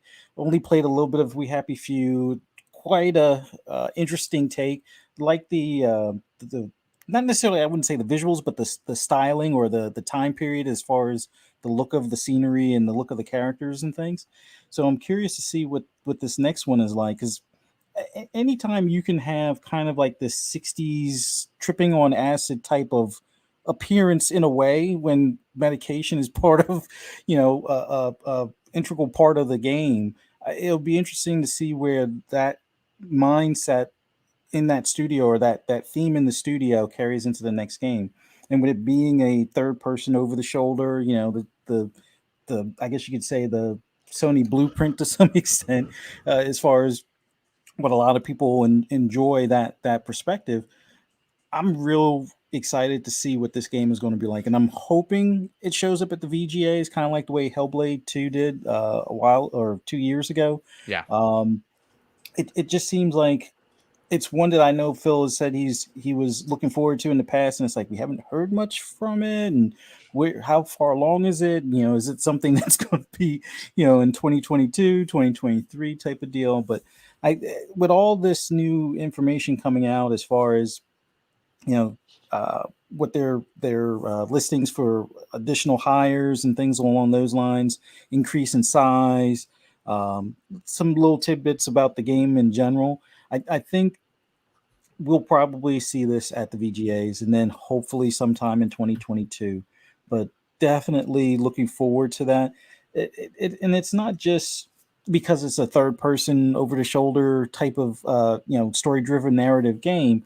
I want to see new IPs. Like originally I was kind of under the impression that they were making maybe a Contrast 2 type of thing, but with this being a new IP, a fresh idea, something not just new to the brand, but new to the studio as well. I look forward to those because it's something different, something we haven't played yet, or a different take on something that may be similar to what we've played. But I just like seeing new IPs in general, and definitely looking forward to see what they show us here soon. Yeah, no, me too. I obviously, like I said, what gets me excited is the fact that Phil Spencer talks about it, and when he's asked specifically, I mean, he could easily just said, "Hey, the Gears team, the Coalition," or he could have said 343. He could have said whoever. The fact that he mentioned this studio, I don't think it was him trying to get people, to get people something to talk about. As a leader of the Xbox brand, he goes around from team to team to team to see what they're doing. This particular game that is a third person narrative story driven type of title that is very similar potentially to what we see on PlayStation made an impression on him. I do want to go next to Crispy Bomb. Crispy, hearing the interview from both Phil Spencer and one of the studio heads over at Compulsion Games, where does your excitement level go in regards to what they're going to deliver? And I think one of the most important things of this conversation is they don't have to rush it out. There is so much content coming that they could do. And I think this is the advantage of Microsoft having so many first party studios. There's no need to rush. There's 35 plus teams making games, and they can take their time to make it right. What are your thoughts on that? I mean, that's what we all want because, there's been such a lack of variety over a period of time that now we're getting all this different variety, and you're starting to see that, you don't have to force somebody to make a certain style game. They could just want to do it. And I think that's where Compulsion is kind of, taking the flag and saying, hey, we're right behind Ninja Theory. We're ready to do this style of game. And, the more variety, the better. And we're not, crux to say, hey, dude, it's lacking in that department. You know what I mean? Like Xbox needs some of these IPs, but you also don't want to, force a developer to go and make those games. You want them to do what either they're comfortable with, what they're trying to build. I mean, these studios right now are just like kind of growing like exponentially, like across the board for Xbox. And to see one as small as Compulsion already becoming bigger and bigger, there's something there. Interested in what it is. We know the genre, that's about it. So I mean, they could do a wild and zany art style like We Happy Few. We don't know, but all we know is that now they have the clout to say, okay, like we need a little cash, we need a little influx of money here. We're ready to push out something really special. and that's what a lot of gamers want on X. They want that third person style game that, you know, really is just more of a story than anything else, and kind of lacking. I mean, something that needs to be worked on. Yeah, absolutely, 100%. Now, before I get over to, of course, VJ, and we'll bring Big Cloud Gaming in on the conversation, let me catch up some of the super chats. Been quite a few of them. Raiden Blade drops an additional £5 super chat and says, "You guys have a point, but I was thinking of the chipsets." And of course, he's talking about why Sony's PlayStation 5 has effectively sold more than the Xbox Series X and S. And he says if they weren't making chipsets for the servers, it would be for the consoles, and therefore more Series X and S in production. And that does make sense. Right. That is absolutely right. I mean, listen, again, one of the things that is not discussed enough regarding that is how Microsoft as a corporation is fighting a couple of wars on several different hills, right? They're trying to get out their Series X and S to the masses who want them, specifically, you know, Japan and China and Korea, right? And the system is doing extremely well in Japan, the Series S, but they're also trying to solidify what cloud gaming is and what it means to Xbox. And in order to bring that to the masses, they needed to take those same chipsets and drop them into the server blades, and they're dropping Series X into the server blades to make it work. And again, they're not given enough credit for that. But thanks for the super chat. Outbreak Podcast, good friend of the show, he drops a $2 super chat and says, "VJ may have just woken up, but he is on fire." Indeed, he is. Space Davigan, great friend of the show, he says something very interesting, one of which that could potentially be mentioned and discussed on Monday's prime time.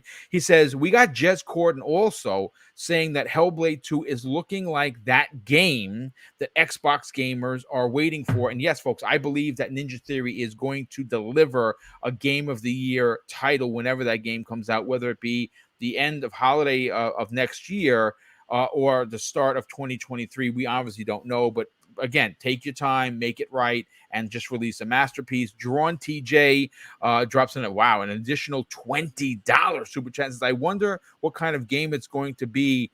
Mind-blowing graphics or what they normally make, like We Happy Few. This is a generation of gaming for everyone. I think it's going to be what we see and have expected from Sony to deliver. And again, this is just my assumption, and I could be wrong, but I think that if you look at who they recently hired, these are all folks that do big graphics in big games that are telling a very unique story-driven title.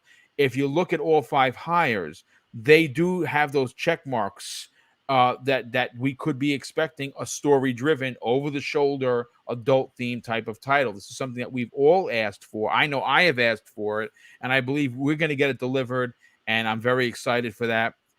We also have Thanaros has become a member once again.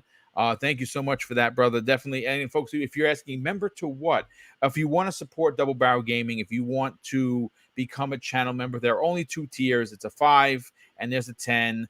What that does is it obviously allows for Mrs. Boomstick and I to do monster giveaways. We've already done 2. We have 2 coming up. The Christmas one is going to be a $600 show, and all you got to do is show up to the show. If you are a channel member, you get an additional entry. If you are someone that drops super chats regularly, you will get the third. So you can get technically showing up to that Christmas show. And we haven't made the announcement of what's going to be there, but we have already scheduled $600 worth of giveaways. You get 3 entries for dropping a super chat. 1, you being a channel member. 2, and just being there the day of it. And it's just our way of paying it forward, folks, of just saying thank you for supporting this channel. And we do that through channel membership and through the super chats. And that's just how we do it. But VJ, look, we came to you before about messaging. And no bigger message, in my humble opinion, comes from Phil Spencer when he specifically asked, what of the unannounced titles are you most excited for? I don't know. I can only speculate here. If I'm on Team Compulsion, and out of the 23 teams, I hear Phil Spencer say their current game that they're working on, it would give me, I'm getting goosebumps just talking about it. I can only imagine how the team felt. And now that they're hiring all of this talent to tell this new story-driven IP, where do you fall for your excitement level on delivering what we've seen Sony deliver time and time again? VJ, you're on mute, brother. Maybe he stepped away. I don't know. But you know what? We'll come here. back. Oh, there you are. Okay. Yeah. Sorry about that, Boom. That's all right. I'm going to kind of give because the panel and your opening salvo to the topic touched on so many great points in terms of development, new studios, and what the future holds. So I'm going to try and give a measured approach. I don't know if it would be very popular, but that's me. So look, you know that I'm kind of enamored, right, with some of Xbox's first-party studios, especially Obsidian. We talk about that often. I'm not totally smitten with Compulsion games yet, but that may change in the future, and I hope it does. But to go from like something like We Happy Few, which I have sampled to a degree, I don't quite know how they transform their trajectory overnight or even over a period, right, from a distinct visual aesthetic art style, for I would say for a niche and captive and fan base, right? I might add. I say niche since turning the hand to something that's not only improved design wise, art and gameplay wise, but to something appealing, which I think is the next step for Compulsion and more well received title by a broader, wider and more significant audience. I think that needs to be their goal. That's they need to marry their beliefs and how they go about producing titles with the effect of garnering more of a larger audience for their titles.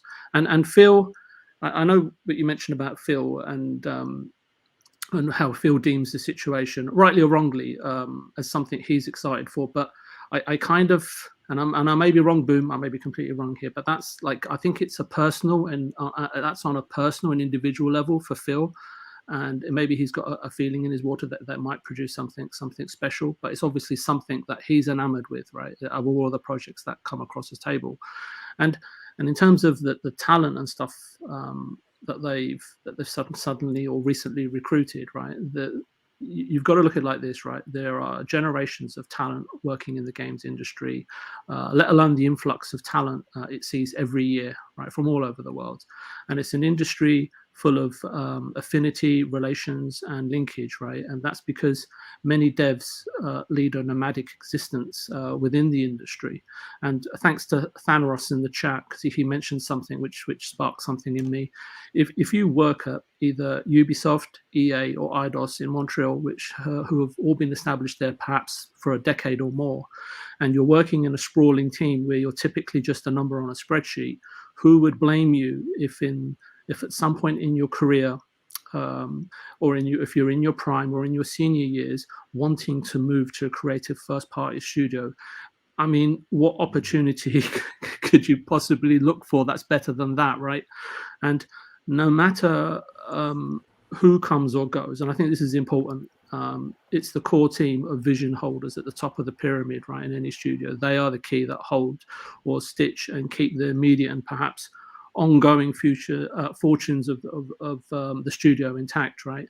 And I don't believe the leadership at Compulsion has changed. That's fundamentally what Xbox and Phil invested in, and I wouldn't put pressure on the studio to carry the possibilities or hopes of Xbox on its shoulders. Can they surprise us? Of course they can. I won't discount anything, right? That would be foolish, right? To have a steadfast belief, maybe perhaps even bordering ignorance, right? And I say this because there's a chance, because just something just came to my mind, is that once upon a time there was a small studio that went from being a small team producing a modestly received game in urban chaos, right, under Jane Kavanagh over at SCI Eidos, who then went on to produce a worldwide smash hit for the company. And you have to also think about how different Ninja Theory's trajectory might have been, right? If Jez San, right, an English guy, not Jez Gordon, just so we're clear, had taken more of the right people up north with him from Argonaut in London, and these sorts of romantic magical or majestical occurrences are few and far between in the games industry. And I'm saying not that they don't happen, they do. And just to put my thoughts and point into context, right, and regarding compulsion games, yeah, right.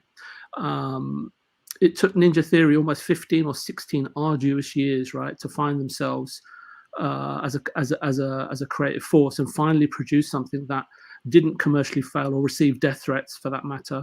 It wasn't until Hellblade, right, or Senua's Saga, if you prefer, that the studio sort of received, I don't know what you call it, like unanimous merit or respect and accolades or recognition from critics and gamers alike.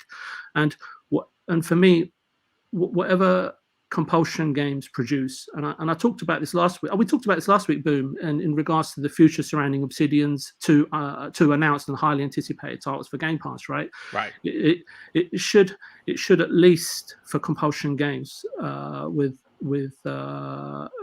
what they're doing be a step up, right, with the game that they produce, right, and it should be a step up in the right direction while remaining loyal, I think, as Crispy was saying, right, to themselves and trust in their creative integrity, as does Tim Schafer over at Double Fine. Yep. And then the question is why?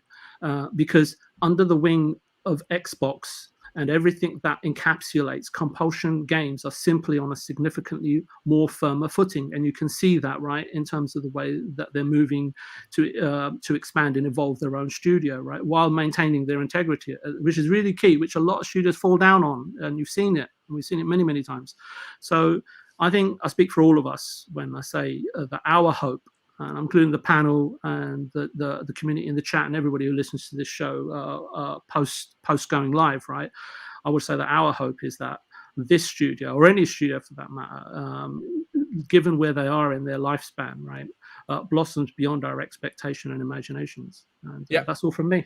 No, I mean that's fantastic. I mean, I mean, I would be remiss not to say that we all hope that the compulsion games does such a 180, and because, you know, like I said, a lot of people walked away from We Happy Few not feeling so great about the game. So when they were purchased, like you said, people were like, I'm not sure. But we have heard that before a lot of these studios were purchased and announced to being purchased by Microsoft, they were doing the rounds. So whatever it is that they had, that they said, hey, listen, if we have the funding, if we have your support, we can deliver this. Whatever it was, it resonated with Phil Spencer in a way that he's, when asked specifically what that we don't know about is he most excited for, he mentioned their game. That to me is a high mark. Yeah, I think it spoke to him, Boom. Yes, indeed. And you know, he's a gamer. He's like us. Mm-hmm. Yes, he makes six figures. Yes, he's higher in the echelon of the gaming business aspect, but he also at his core, and I'm talking about Phil Spencer, as a gamer. But Big Cloud, let's get your final opinion on it. And then folks, hang around, hold on. We're talking Splinter Cell. My God, yes, it's happening. Sam Fisher is returning to third echelon, but there is a technical pause to this. I hope you heard the other part of it. Yeah, I mean, some people are a little worried about the direction that they're going, and I say Ubisoft. Can we depend on them to deliver the first single player? I'll just say tread nicely. That's tread very nicely in this shark-infested water. But BitCloud, listen, as someone I consider to be an extension of my family, you're my brother. I defend you when need be. I cheer you on as much as I can. You have had the great ability with your incredible channel to cover many of PlayStation's triumphs, and their triumphs come in the strength of their first-party games. Now, some people will disagree and say, "Boom, they're not that great." Hey, if that's how you feel, good on you. But I'm a PlayStation fan because of these experiences. As Xbox fans, we have asked for these. Yep. Matt Booty just talked about it and said, we're listening.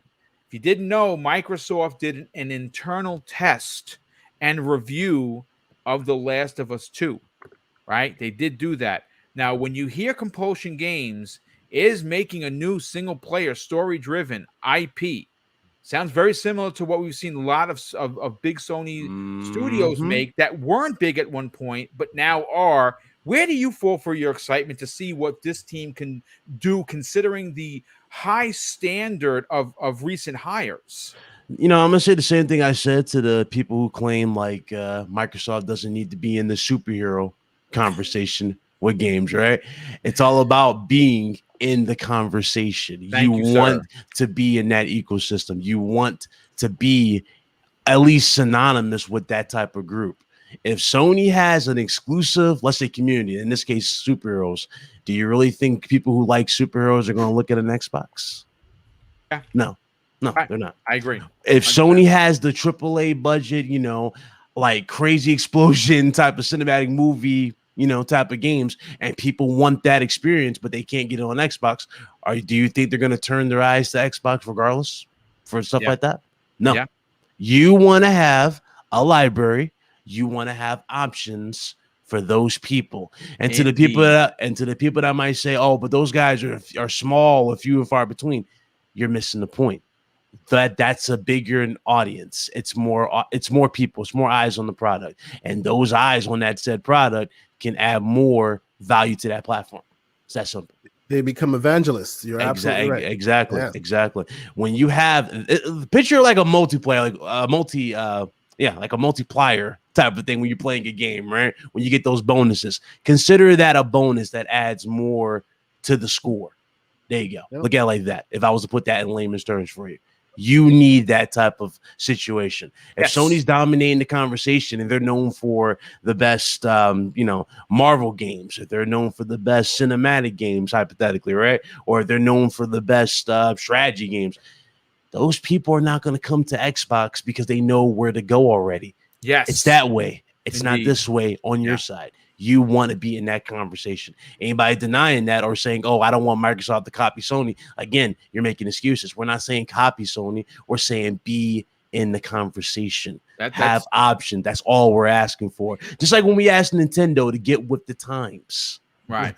And they're still not listening. They're still not listening. Stop expecting me to remember my friend's social security numbers when I want to connect. Exactly. like it just in a couple of weeks, the Steam Deck's about to drop, and that Steam Deck has gotten so many more eyes on it than it did before. And Santi, you already know what I'm talking about. That thing went from being not looked at to probably being the most hyped handheld in a long time. And I have just for the pure possibilities. Yes. Oh, look at little Boomer. I'm in on that. I'm on the ground floor. Boom's playing that Halo Infinite on that joint on the go. Which you'll be able to do. That's right. You'll be able to do he's playing that. You're getting the bells and whistles of PS5 and Series X with SSDs. Is Nintendo offering that with the Switch? No, but now they're talking about a Switch Pro. It's a little late for that, wouldn't you say? Especially when you didn't even fix your network. Yeah, this is what I'm talking about. Get in the conversation.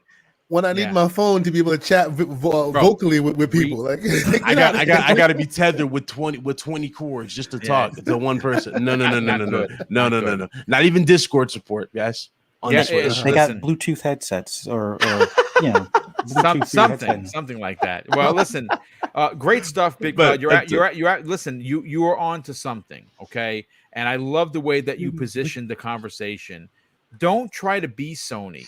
Just be a part of the conversation. I think that is incredibly important to remember that. Listen, again, I don't want them to be Sony. I want them to be Xbox, but to be a part of the conversation, in order to do that correctly, you must have games that are like your competitor, not exact to your competitor, but be in the have your own, be in the conversation, have your own option. If Sony's like got the Marvel thing on lock, right? Let's say it's all locked for Marvel. Okay, is that the end for Microsoft? No. Go to DC. Go to DC. They can go to Image. They can go to DC. They could go. There's a million places to go. But folks, listen. DC fandom. I just want to add that on to what you just said. DC fandom is a prime example of how willing DC is willing to go with anything with their fans. So the fact that I didn't see any announcements for Microsoft at that show, not even a small snippet. You guys see what I'm saying? That's a golden opportunity. They could have said, guys, Suicide Squad, no gameplay, but guess what? That new Batman, expect something big. Yeah. Xbox. They could have said something like that, and you would have been excited. And that very well could be a part of the conversation. We have heard that they have been in talks with WB. We don't know where it's gone, if it's even if it's something that's going to come to fruition or not. But they have had some talk, so we'll wait on that. But folks, you've waited enough. I've waited 5 E3s that I've been wrong. Randall Thor, if you're listening, finally. The gaming gods have answered our prayers. Why don't they though? Let's I'm let's tread thinly what we're saying with our words. It's cool that we see the title. Too many times. Exactly. We see the title. My heart has been broken. It's a free-to-play mobile game. Yeah, no, absolutely. We see the title, but we need to really tread thinly. And Ubisoft has been bad. Yes, they have been bad. They've been bad. They have been. Look bad at Assassin's Creed, dude. Yeah. Did you guys think in a million years you'd be paying for resources? No, we have not. Or level ups. Well, you know something that's funny, because a lot of the times when you see, and again, folks, I'm not trying to make this into an acquisition thing. It's not. But I have to say this. Seeing a lot of the moves that we see Ubisoft doing currently, right, tells me that they are in financial concern. I'm not gonna say they're disaster or they're selling out. They're gonna be bought by Microsoft or PlayStation. What I'm saying is that all you have to do is look back to what happened with Bethesda prior to Microsoft stepping in and making this big purchase, making this big announcement. What were they doing with some of their biggest IPs, right? Castle Wolfenstein saw a release with the twin daughters, which was the worst one of the bunch. I tried to play through it. Nothing to do with the fact that that's female-led protagonist. That has nothing to do with it. The story was hogwash. The gameplay felt very repetitive. The development of how difficult it was. The spikes were just so apparent. Whether you played on easy or you played on the hardest, the difficulty spikes were just ridiculous. It wasn't a good game. Right, we saw the same kind of thing come to Fallout 76. Right, we heard unofficially that they were quote unquote forced to make this game so they can make it for a paid service. So people, one of those paid services that we all dislike, right? And of course, then why were they doing it? They were doing it because they were financially in some sort of risk, kind of a situation where they needed money. And then, of course, Microsoft comes in, buys them. Fallout 76, still not my game, but it plays very well for everyone that plays it. They did a good job. We are getting a new Wolfenstein eventually. But here's the thing, folks.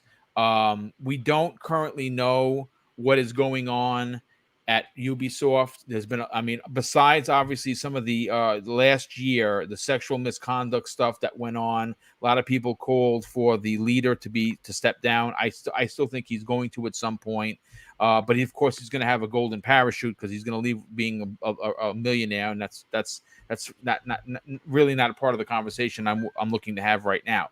What I'm looking to say is that to BitCloud's point, right?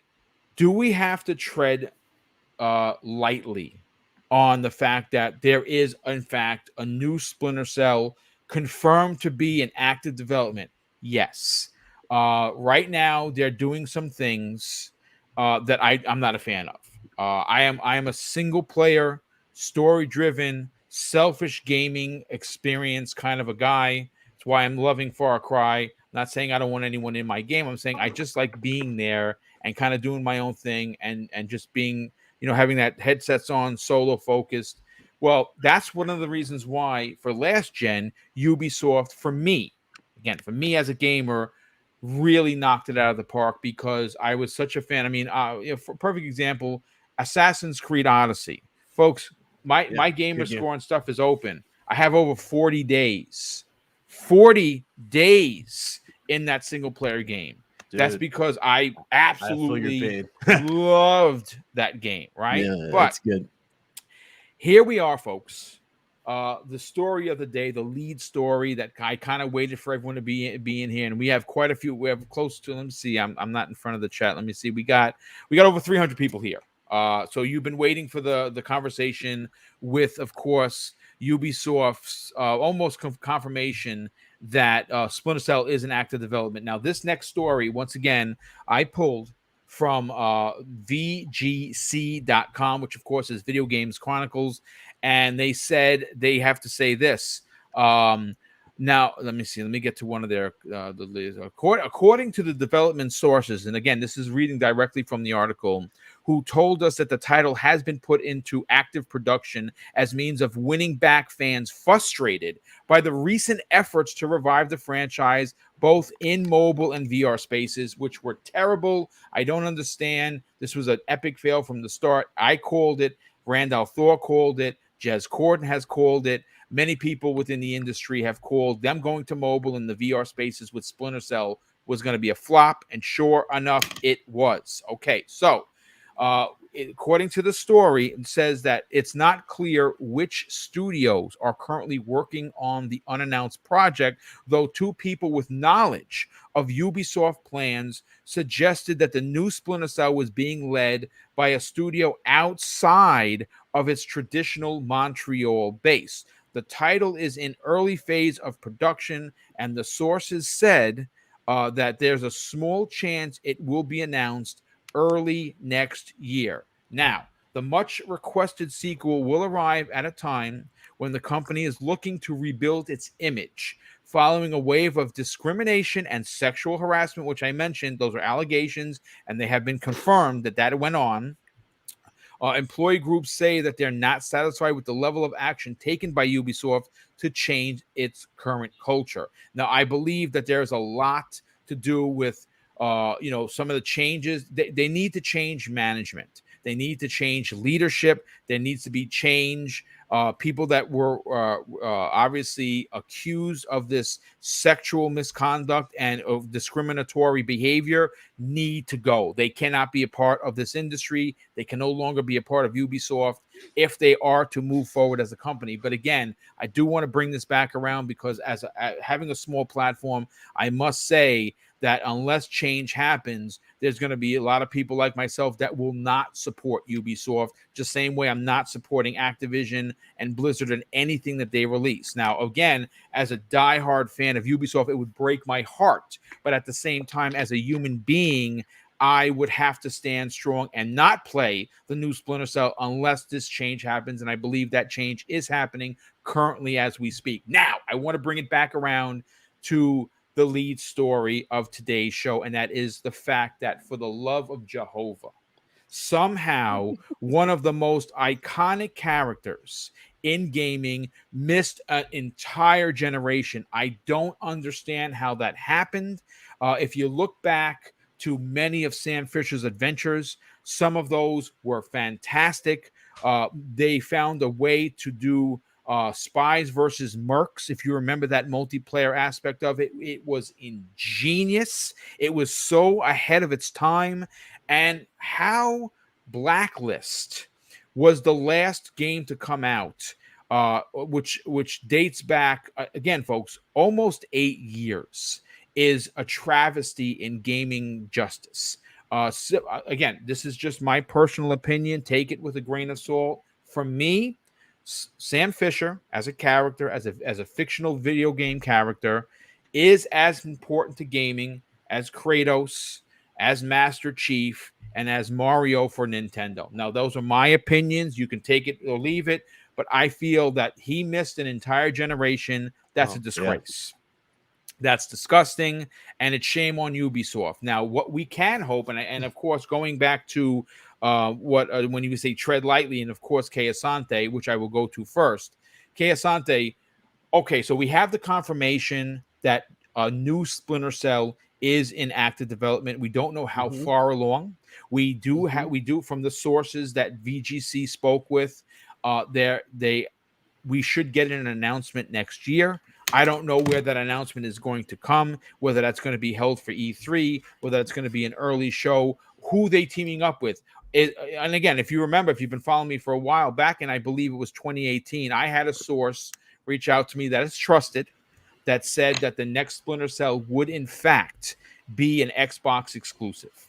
Now, that has not come to fruition yet, but I still stand strong that if Microsoft knows what they're doing, and I think that they do, getting that exclusive, now whether that be a timed exclusive or a straight up Street Fighter, hey, we helped you build this game with money type of exclusive that we've seen Sony do, either way, I'm gonna say, until I'm pushed off this ledge, I'm gonna say strong that the next Splinter Cell could potentially be, based on a source that I talked to many years ago, exclusive to Xbox. Whether that be timed or straight up exclusive, I don't know, and they didn't know either. Things have changed since then. That was 3 years ago. I'm going to go to you first, Asante, and I'm going to bring BitCloud in right after because of what he said about tread lightly. Okay, so I'm excited that Sam Fisher's coming back. Third Echelon is getting the return of one of their most famous. He's been back a couple times now, right? He's been back for a while, but he's been back in Netflix shows. He's been back on mobile. I'm a VR gamer that was waiting for the VR iteration. In a few games, obviously Ghost He's Recon. Been back as in Ghost Recon. That's right. My heart has been broken far too many times when it comes to. I don't have a heart anymore. Mine's been replaced with sand. It's in pieces. That's right. It's in pieces on the floor, right? And let's be clear here, okay? And here's where my childish gamer thing comes out. This is not just a Splinter Cell game. This has to be a Michael Ironside Splinter Cell game. Absolutely. I know the man is not. He's an advanced age. Yeah. We need one more. Yes. He is as pivotal. # one more. That's right. He is as pivotal to Splinter Cell as David Hayter is to Metal Gear. We need a Michael Ironside return. And when I say return, I'm talking about beginning, middle, end. You could have post-content story as they do. You can add more onto it as they most likely will. But we need beginning, middle, end, like we've had multiple times. But I'm on that tread lightly train because how many times have they announced it? As you guys were talking, I just started Googling real quick. There's so much Splinter Cell news. And then this happened. But it's never the news you want. And it always starts off just like this. It's going to be there. And then you find out more information. Do you know how many E3s that would, we all do we as content creators, we always do the pre-E3 prediction show. I'm sure, Boom, you still have that sound effect on your phone, don't you? Because we used it before. Yeah, I have used it, and I haven't had my heart broken many times. Like you, it's on the floor. It's been swept away. Yes. So I am excited for the potential, but fun fact: Ubisoft stands for ubiquitous software, right? So you'd think that they are well aware that of the ubiquitous nature of Splinter Cell in the zeitgeist of the community, but it's been a while and they still haven't done a damn thing. Now, the interesting thing that you mentioned, and I also saw one of the gentlemen, one of the folks in the chat, possibly also in super chat, which you'll probably read, that said something as well, was we heard long ago that Splinter Cell wasn't making the right kind of money for them that they wanted it to make. Yes. And as such, that's what made them put that thing to bed, right? So you already just stole my point. Yeah, exactly. Go ahead. So 1 + 1 = 2. That means they've had help. It means somebody threw them a bag. We don't know who threw them the bag yet. I would not say Microsoft because, hey man, we live in a world where Star Wars is coming out. It's going to be a PlayStation exclusive for a while. So all bets are off. We don't know what world we live in right now, but it is very likely that they've gotten some assistance, right? Because Ubi is very much on the pulse of business. Yes. I wouldn't say technology, on the pulse of business. They're checking the trends. What will gamers want to play next year? What will gamers want to play 5 years from now? I have a friend who used to work at Ubisoft. He says that it's by committee, honestly. You can't just be like, I got an idea. It's got to pass muster first before you can get there, right? So that tells you somebody came in with a nice little bag under the arm and went, here you go. We need you to make this. And they went, well, the bag is here. Why not? What will it look like? How will it shape out? Don't know. But it looks like a bag was delivered and we might have something that we want. What will it look like? I'll be cautiously optimistic, and I'll look for BitCloud to hopefully land a very good interview that'll explain more. I hope so. I'll definitely reach out. Yes, that's where. He's got the sound effect. There you go. I love it. Now this is a guy who has the OG Xbox. I have it in my playroom back there. OG Xbox still has a copy of the original Splinter Cell on it. Yeah, I love Splinter Cell. I have the disc. It's still there. And a side note, you didn't hear it from me. You can hack the Xbox, the OG Xbox One, but the OG Xbox with that Splinter Cell game. That Splinter Cell game had a bug in it that you could use to hack the Xbox. So a lot of people have that original version of the game. So yes, that game is in zeitgeist. People know it from far, far and wide. I'm hoping it returns to form. I'm hoping this is what we've been looking for. But my heart's been broken too many times, man. And I'm still on that train of get Yves Guillemot out of there. There's always talk about all that BS with all of them. I love their games. You see, I have many hours in it. But still, every time you hear it, it's like, oh yeah, they did this thing. They're disrespecting these kind of people. They're doing. Get Yves Guillemot out of there. Yeah. And while you're at it, make sure Splinter Cell is righteous. And you better be. If Michael Ironside isn't in there, man, that's gonna be a problem. That's all. I don't think Yves a proper leadership for. No, it's his time. It really is. He's good for games that are all about maximizing profit type of thing, like that direction. But when it comes to Splinter Cell, and that's my fear, by the way, and I'm glad you brought that up, especially when we're talking about return on investment and what they did because they didn't perform. They just threw a bag at them.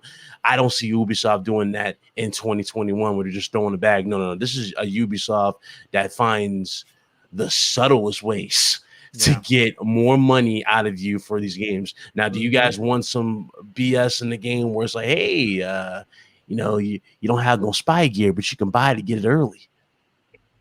Yeah. You know what I'm saying? Like that. That's my fear. Buy the collector's edition, you get said game 5 days before, or 3 days before. I want you to really think about this. You want the goggles? That is a third. That is an additional purchase, and it only lasts for X amount of time before you have to buy it again. Like cosmetic, the amber lens ones instead of green. Here's a funny thing too. This kind of might explain why we haven't seen Skull and Bones, and we have not seen Who Remembers Beyond Good and Evil. Yeah, absolutely. Those games have not been even mentioned by Ubisoft for how long? There are so many documentaries for Beyond Good and Evil. All the stuff they were doing, I saw all of that. We heard love letter talk, right? And it's like, I'm guessing love letter has to fall into a category of profitability in terms of what we can throw at you, in terms of cosmetics. And that's exactly what it is. Because, like, come on, could you guys imagine if Ubisoft had the PlayStation, well, not the PlayStation, but if they had the Spider-Man 2018 game that we got? Those free suits and all that stuff, they wouldn't be free. If they would charge you $5. Maybe even they would more. Not be free. And that's the type of mindset and just what they're going for with their games. They literally want the most out of stuff, whether it be small advantages early on in levels that you really shouldn't even need a small advantage for. Look at Assassin's Creed. Boom brought up a good point. He said he got 40 hours in that game. Dude, I platinumed that game. I'm with you. I enjoyed the hell out of it. I enjoyed just being lost in the world, finding stuff like Poseidon's Trident, and where you can live on the water at that point. I love finding stuff like that. But to be honest with you, and this is just a testament, especially when you look at Valhalla, that's Ubisoft's new mantra now. Which, by the way, Valhalla is probably my least enjoyed. I said this though. Didn't I say that was going to be? Didn't I warn you? Yep. I said it. You're going to be fatigued with this. Let me tell you why. Because you already put those crazy hours in the last one, right? And you felt rewarded. This one, there's nothing rewarding for Valhalla. Nope. Yeah. It's literally a carbon copy. And since you put so much time in it, you can see when they make changes. All of a sudden, in the last one, you can change your costume whenever you want. In this one, you got to pay for it. And you can tell because you've been playing it for days. So you know the differences there. They are literally nickel and diamond, and you can feel it. It's I hope somebody is coming in here and doing something different with this potential. Oh. You know, I mean, listen, it's you both bring up absolutely fantastic points, and one that should be taken into the point of contention in the conversation. Before I get to Fuzzy Belvedere, I got to catch up with some of the super chats because my God, before you jump to us, I just want to throw this out. Me and Kay and Santi, I just want to throw this out. We're not raining on the parade. No, we're just saying. I just want to throw it. Yeah, we're excited, but we're being mindful. This is a new Ubisoft. I just want to throw that out there. I hate to say this. There is room. There is room in the conversation for caution. For sure, considering we just saw them take 3 of their IPs in Rainbow Six and the Division and make a mockery of a free-to-play game that was just awful. Dude, my brother's in the chat. He played it. He says, "Boom, it's awful." Didn't they do something for Resident Evil as well, and people were pissed? Well, yeah. I mean, Resident did have a collaboration with the Division. It was dope. I'm not going to front. Okay. It was good. Yeah, I wound up getting the RPD outfit. They had a lot of stuff like that. That was you had cool. to buy those outfits. I got mine for free. I don't know. Did you have to buy? Oh, you got for free? Yeah, okay. I got mine for free. Maybe it'd been just the one. Did you have an Ultimate Edition or something? Maybe? No. It was because the Division 2 was already out when they just called. Maybe the first bite is free and then additional have to be.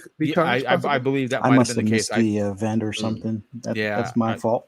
Yeah, no, there was an event where you can unlock it by just going and doing the missions and stuff. And but real quick, Brett Bingham. Wow, he drops not 1, not 2.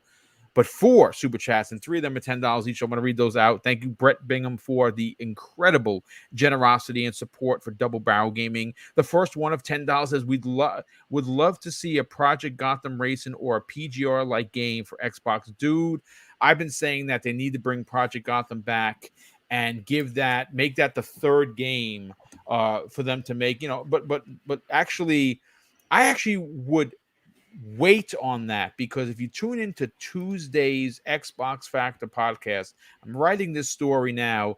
There's been a lot of talk in the community for an Xbox first party kart racer to come to the, and I've been saying, I actually did a podcast. This is when, of course, when I first started podcasting, I actually brought that topic up. I said I would love to see a Master Chief, Warthog with a big head Master Chief running through potentially a Gears level or a Forza level or a Fable level. I don't know who could do it for them, but I'm going to write that original topic. We're going to talk about it because I think that there is, again, we talk about holes in the, not chinks in the armor, so much just holes in the portfolio. The kid-friendly game is something that Microsoft needs to address. And if they don't want to oblige me and bring us a Banjo-Kazooie full-on game, which I think is still an awful mistake, why not have a kart racing game? I'm not saying it should be Mario Kart-esque. I'm saying give your own spin on it. But because Microsoft has so many incredible IPs, it seems as if it's a lost potential big win for them to bring in a kart racer. They have so many characters, so many levels could be made. You remember what Matt Booty said about that, right? They're not going to these studios going, guess what? We need a rodent first-person driven. Yes.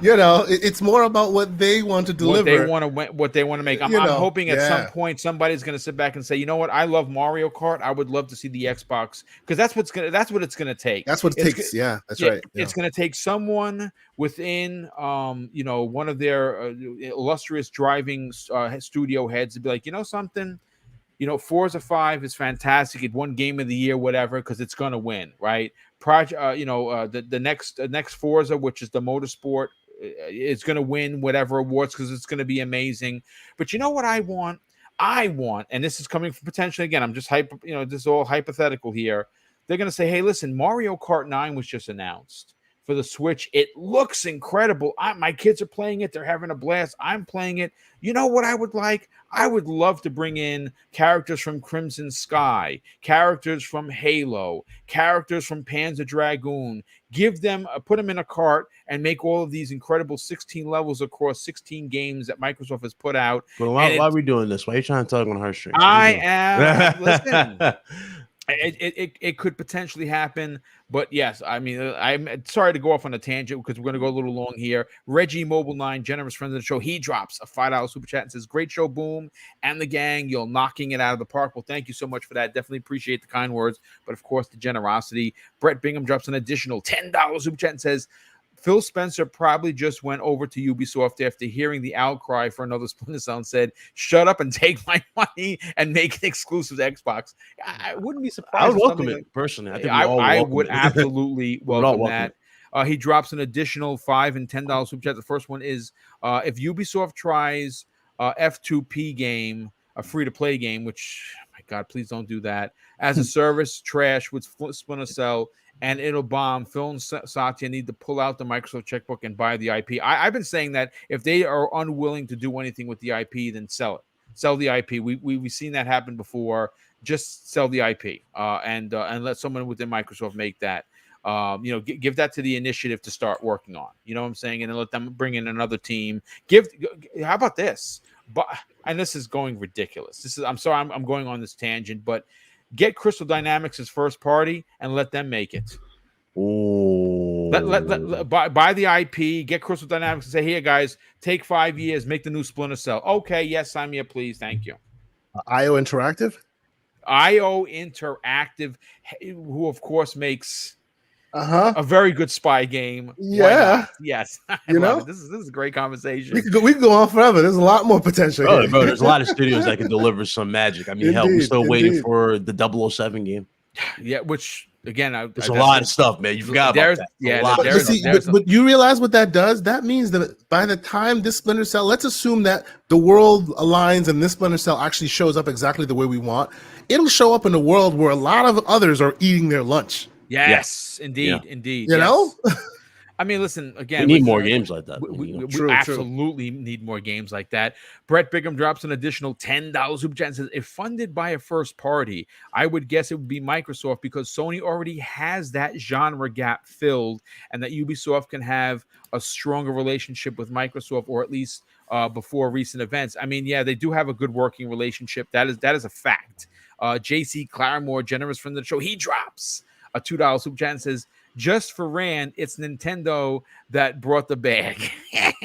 I hope not, because we don't need no 720p Sam Fisher. You're breaking my heart. You're being a little too generous. It'd be like 360p. Maybe 360p. 15 frames if you're lucky. My God, no, please. It's a Splinter Cell card game. Yeah. Oh yes. Why not? To make a card game. Please do it. Don't do it. No, Splinter Cell, just join Smash Bros. Listen. Stranger things have happened, but Drawn TJ drops an additional $5 super chat and says, "Ubisoft better do Splinter Cell right. Microsoft should just buy it from them." Again, that is a running theme, and I believe that would be great. Reggie Mobile 9, generous and longtime friend of the show, he drops a $5 super chat and says, "I loved Valhalla and Far Cry 6, but you can tell what they are after. It's not and it's not great games. It's great bags of money." And that is an absolute fact. That is a 100% fact. But I ain't gonna lie though, it's a golden opportunity for Microsoft. Now we're just talking about them because I chat saying buying the game, bro. Y'all realize how big that would be if Microsoft was known as the stealth game platform? It would be to lock up an iconic hero like Splinter Cell, reboot the series under the Microsoft umbrella. And again, we know that, again, we just saw the interview with Phil Spencer where he confirmed, there's no real rush for us to go out and make the announcement. We are buying studios. That is currently happening. But, again, there's no time frame to when we announce it. So boom, a custom see-through black Xbox, you know what I mean? Dude, Splinter Cell edition. I'm just saying. There's a lot that could be done to get the hype meter moved even more. But Fuzzy, let's get your opinion on this. Obviously, the concern of the conversation, and see, that's where I'm honestly hurt as a diehard gamer, because this topic was supposed to be led as a rah-rah, thank the gaming gods, Sam Fisher's coming back. But it turns out that we can't wholeheartedly say that because we don't know what Sam Fisher is going to return. Is it the Sam Fisher from Blacklist or the original OG Xbox exclusive? Is it that Sam Fisher, or is it the Sam Fisher that's going to say, hey, listen, if you want these colored goggles, it's $5? I hope that's not in fact the case, but where do you fall? Where does your excitement level fall on the Splinter Cell for turning? Well, with Ubisoft's recent moves on their Tom Clancy IPs, let's just say Tom Clancy's probably rolling in his grave right now. Or he certainly is. It's totally not anything based in his universe as far as his novels and such. But getting to just the Splinter Cell aspect, I'm excited, and I kind of expected that we would get something more concrete as far as an announcement, because it seems to be a trend when a company doesn't make a game and then you decide that maybe the former people from the studio start a new studio or go somewhere else, and then they try to make like an homage to that game, then miraculously that game comes to life. And Dead Space is a perfect example of that. A lot of the previous devs from, I forget the name of the old EA dev that they closed down, but a lot of them went to this new studio that they're making the the Callisto project. Protocol, yes. Protocol, yeah. And then miraculously, Dead Space now all of a sudden they want to, bring that back. So I kind of figured when Perfect Dark was officially announced and everything, that we would kind of get this, like I even joked about it on a couple of podcasts. It's like, we'll bring back Sam Fisher. It'll probably have to be like Joanna Dark having to rescue him from some sort of encampment or something like that. And then Ubisoft will see, hey, there's money to be made on that stealth type of genre again. Yes. It is a hot topic at this point in time, if done properly. And them wanting to bring it back, it's great, considering what they were looking to do with not Breakpoint, but with Ghost Recon, with Frontline, with what was that, Homefront with Homefront, which is just awful. X Defiant. I mean, yeah, it's hard to say because I mean, I didn't even bother with the beta or the alpha test for X Defiant. I can tell by looking at it, it's probably not going to be for me because it's more Call of Duty based as opposed to like actual, either Division or Ghost Recon based type of thing. But as far as the others, they've already pushed back Frontline as far as their beta release, which I guess they're having some issue, or maybe it's some of the pushback or feedback from the community. But you guys hit on it earlier where it seems like Ubisoft is maybe not hurting for money, but that's their main focus at this point. And, sometimes bad data can lead to bad decisions. Like what Big Cloud was saying, those sales from previous Splinter Cells may not have reached their monetary goals in the past. And now this model will kind of, cover that, let's say. But it could be one of those things where they released the games either too many in succession or didn't bring enough changes between the titles to the point where it wasn't as well received. Or maybe they dropped it in the middle, kind of like what EA did with Titanfall, in the middle of other juggernauts, one coming from their own, camp and stuff. So it's funny that they're now saying that, yeah, it's in the works, after hearing so many times, oh, well, we weren't sure we could bring it through. And because I remember hearing, Rand and a few others say that there was actually like an alpha, early alpha build. Yeah, Rand's friend actually played the last gen Splinter Cell. That's correct. So it's like, it almost feels like they're indecisive, even when the fans are saying, here's my wallet, take these bills from my wallet right now, just make the game the way I'm asking.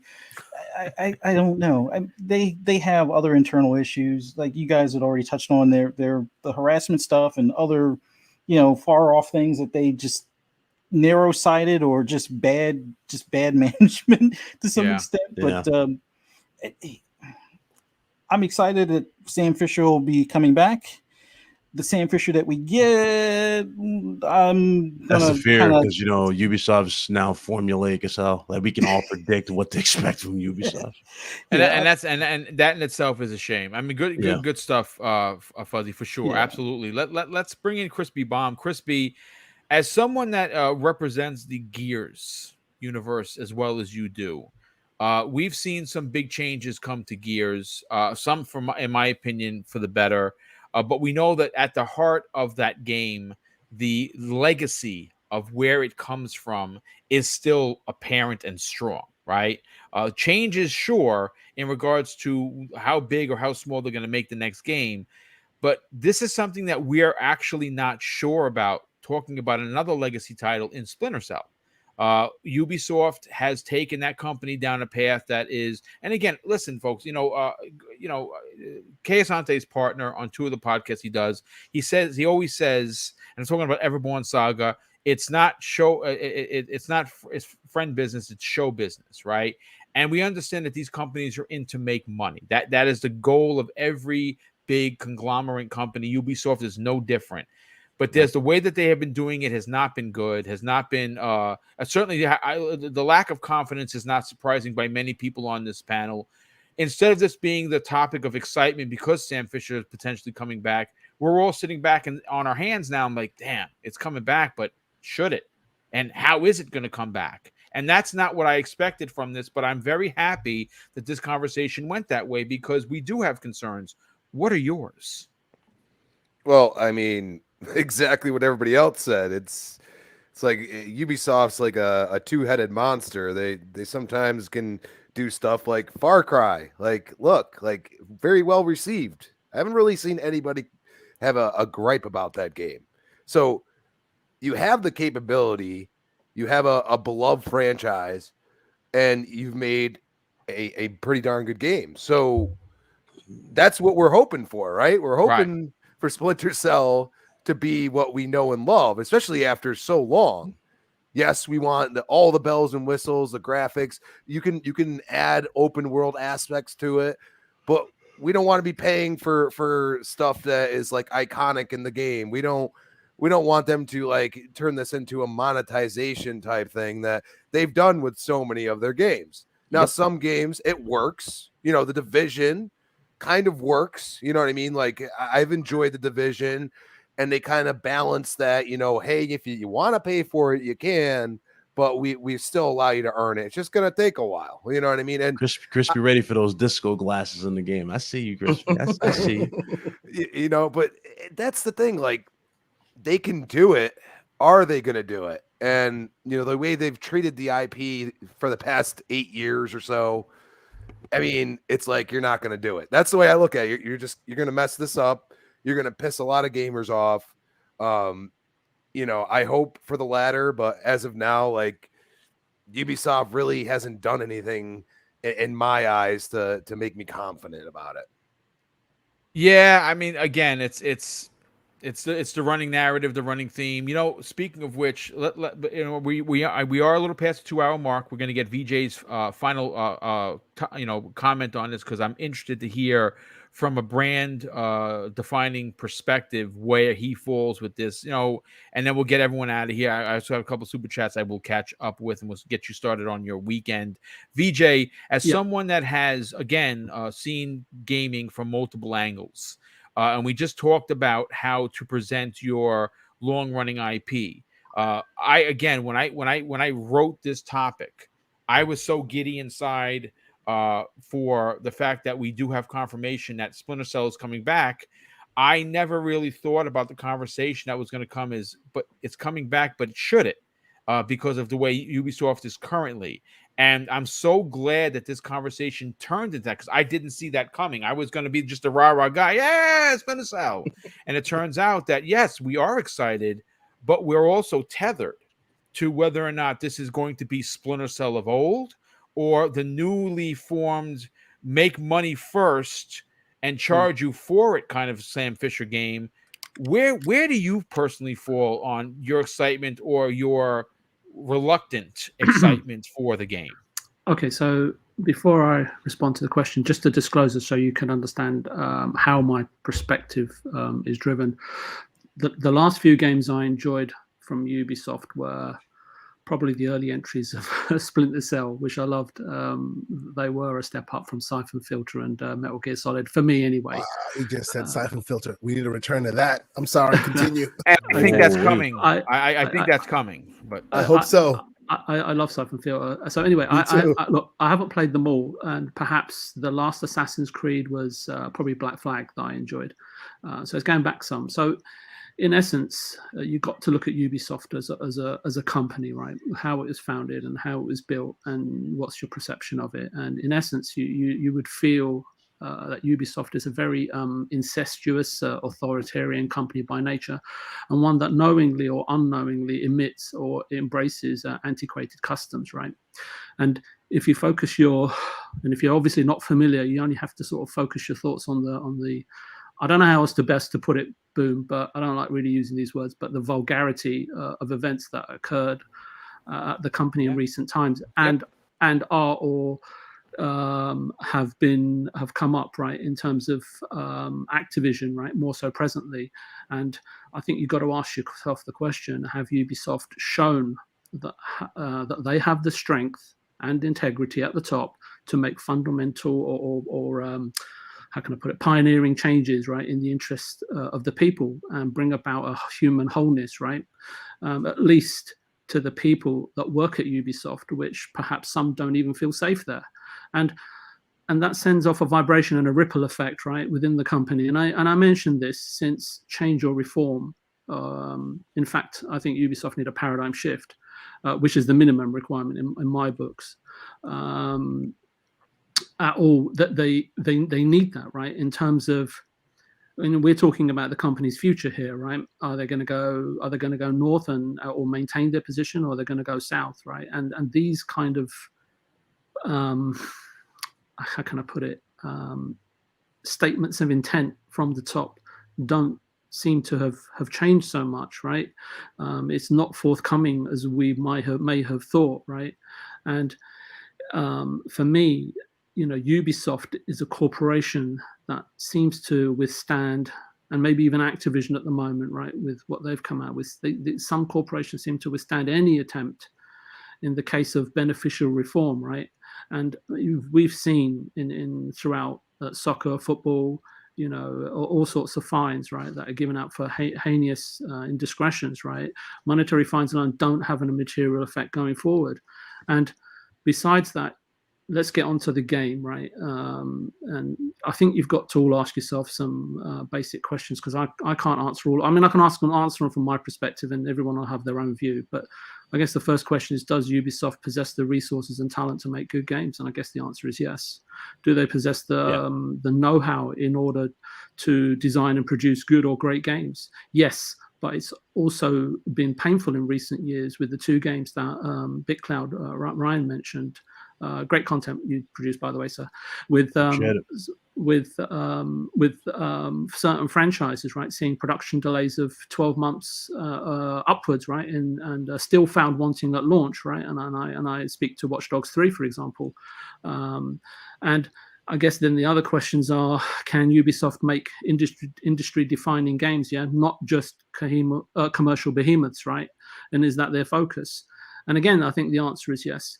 But it's also a case of what team at Ubisoft is being charged with producing Splinter Cell.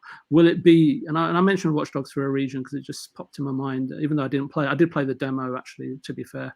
Will it be the Watch Dogs team? Since I can't see a fourth Watch Dogs title being in tremendous demand, and the formula is perhaps growing a little tired.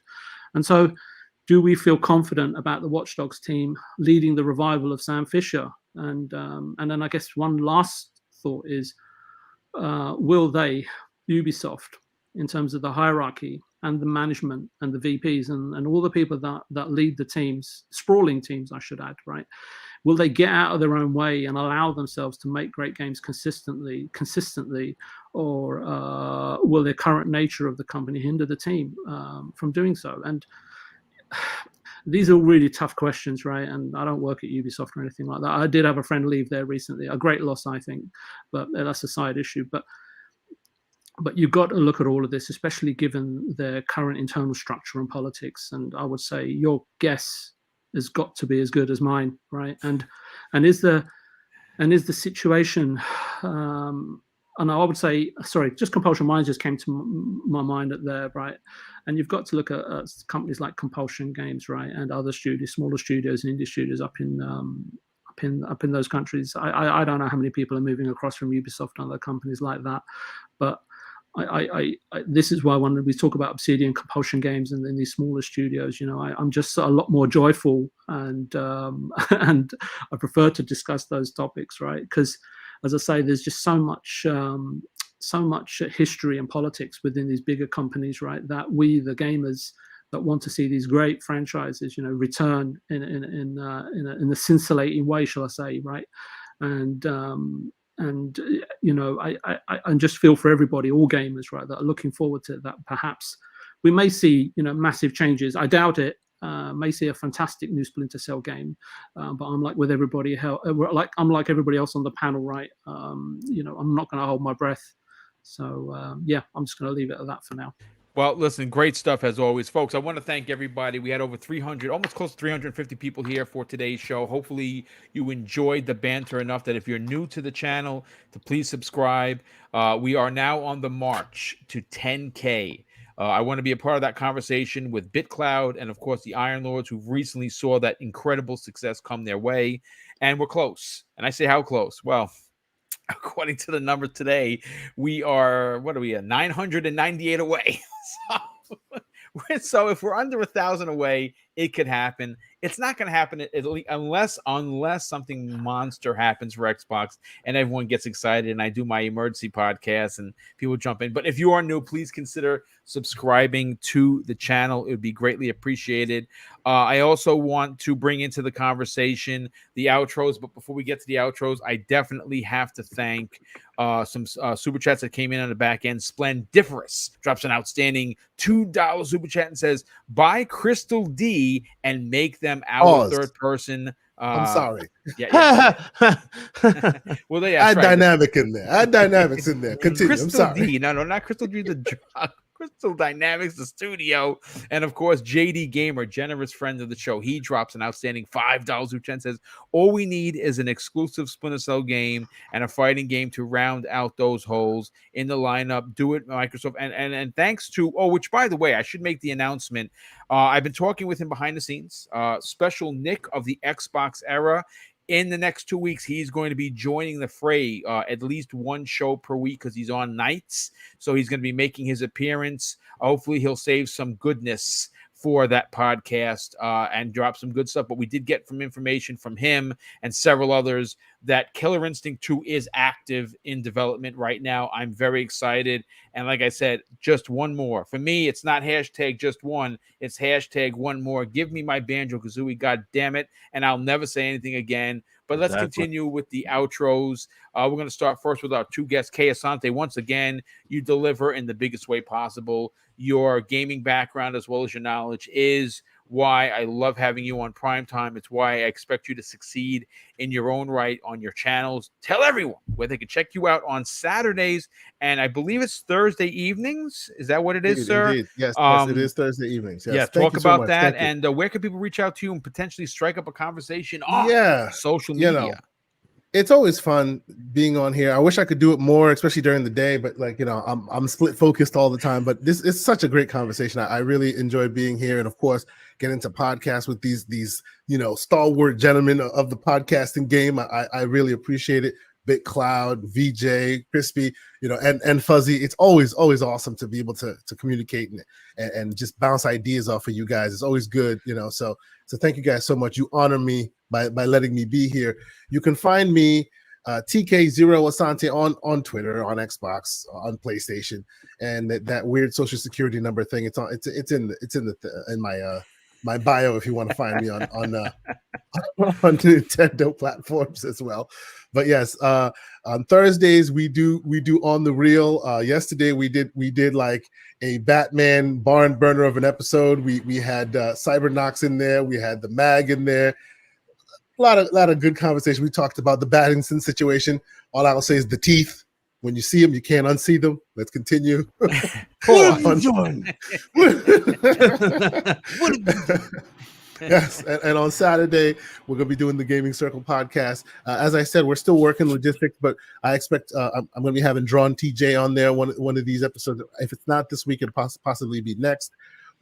I've been talking with Everborn, and it seems like he has a lot in his backlog that are kind of surprising. So we're gonna have that conversation this week. The man's never played most of GTA. Like he's never. I'm just like, wow, bro. We need to have a conversation. We got the reveal for that today, by the way. The definitive. Yes, we saw that. And I'm loving. By the way, I'm loving the way it looks. But they still got mitts, man. They got mitts. Like, give them some fingers. Like they got fingers. They showed it in the San Andreas, so they got. Yeah, fingers. but they're kind of like. But yeah, they still operate. They're a little mitty. Yeah. But no, I'm actually looking forward to that. I might actually double dip and buy that again. But looks like this Saturday. Kind of Sims like, indeed. This Saturday we'll be doing the Gaming Circle podcast. Most likely we'll be digging, have more of the conversations about what's going on in the news today, and we also want to talk some evergreen stuff about what games we've been missing and whatnot. So if you're interested, that will be Saturday. That'll be at 10 a.m. And of course, PTG with all the PTG brethren will be here on Monday as well. I really appreciate you guys. Always welcoming me. I have so many folks on the Twitter and all these places like communicating with me. I love that. If you follow me, I will of course follow you back. Yep. I have a bunch of new Xbox Live friends that we can all jump in and game on, and as these multiplayer games start showing up, we're going to be making real use of that. So thank you guys again, and I'm sure we'll see each other again soon. Absolutely. Thank you so much for that. And of course, Fuzzy Belvedere, thank you so much for joining us today. You brought some great insight to the conversation. Tell everyone where they can find you on social media, but also where could people find you on other podcasts? Well, thank you so much, Boom, for having me on. Thank you, gentlemen, the panel, BitCloud, Keasante, Crispy Bomb, and VJ. You guys are awesome. Chat was on fire. You guys are awesome as well. For anybody interested in my ramblings or anything Forza related, you can find me on Twitter at Fuzzy_Belvedere. Every now and then I might do like an impromptu spaces in relation to Forza Horizon 5 and the excitement that will ensue. You can also catch me keeps a tight ship on his spaces, by the way. Great job on the spaces. Not that ridiculous stuff you hear. The man keeps a tight ship. So join him on the spaces. It's good.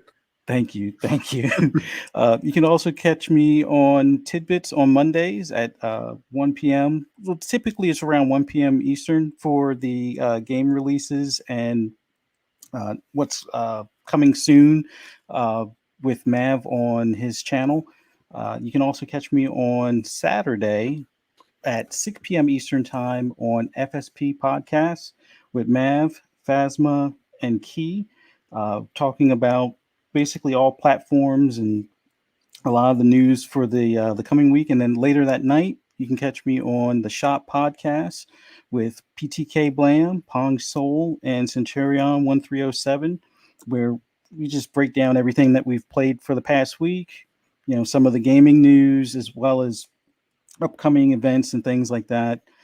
More centered around Xbox, but we do, bring some attention to PlayStation and Nintendo as well. So thank you so much for having me on. Greatly appreciate it.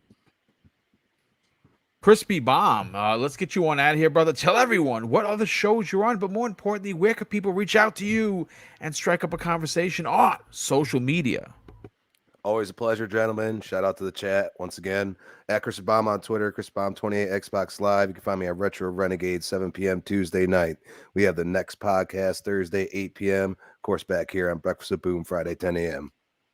Thank you so much for that. And of course, VJ, tell everyone where they can check you out, brother. Where are you able to catch you potentially to talk up more? Because again, I think when you speak, it's elegant and it's very informative. What other shows are you on? But more importantly, where can people strike up a conversation on social media? First of all, thanks for having me on the show again, Boom. I really appreciate it. And you can find me on Stubbs Midweek Gaming on Wednesdays, 5 p.m. Eastern Standard Time. But for next week, Boom, instead of a tea, I think I'm going to have a very, very, very strong coffee before next week's 7 a.m. start. I'll say this as I don't think I was quite clear with my thoughts or fluent in my spoken words, especially, when you think about the crowd that turns out, right, and the generosity of individuals and the generosity of the audience listening in on the show. And I just want to say thank you to everyone on the panel for making me feel welcome. And I'm already looking forward to next week. And a big thanks to you, Boom, for making it all possible. Cheers. Well, thank you so much for being here, brother. And last and in no way least, BitCloud Gaming, you have really I guess turned it up a notch or 10 notches with the incredible interviews you've recently had. You've had one banger after another. You're doing some great stuff. You have some more stuff happening today at 5 p.m. Tell everyone where they could check out that podcast, these incredible interviews, and more importantly, strike up a conversation on social media. Well, it's always a pleasure. Thank you, Boom. Shout out to K. Asante, Crispy, VJ, Fuzzy. Appreciate you. Everybody in the chat. Today we'll be joined by the awesome Kate Yeager from Inside Xbox. Nice. So I'm actually looking forward to talk to her, get her backstory, everything.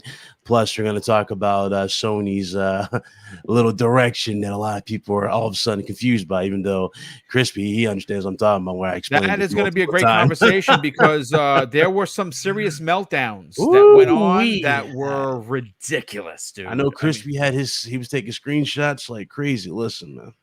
It's the way of business, bro. I don't get it at this point. I really don't.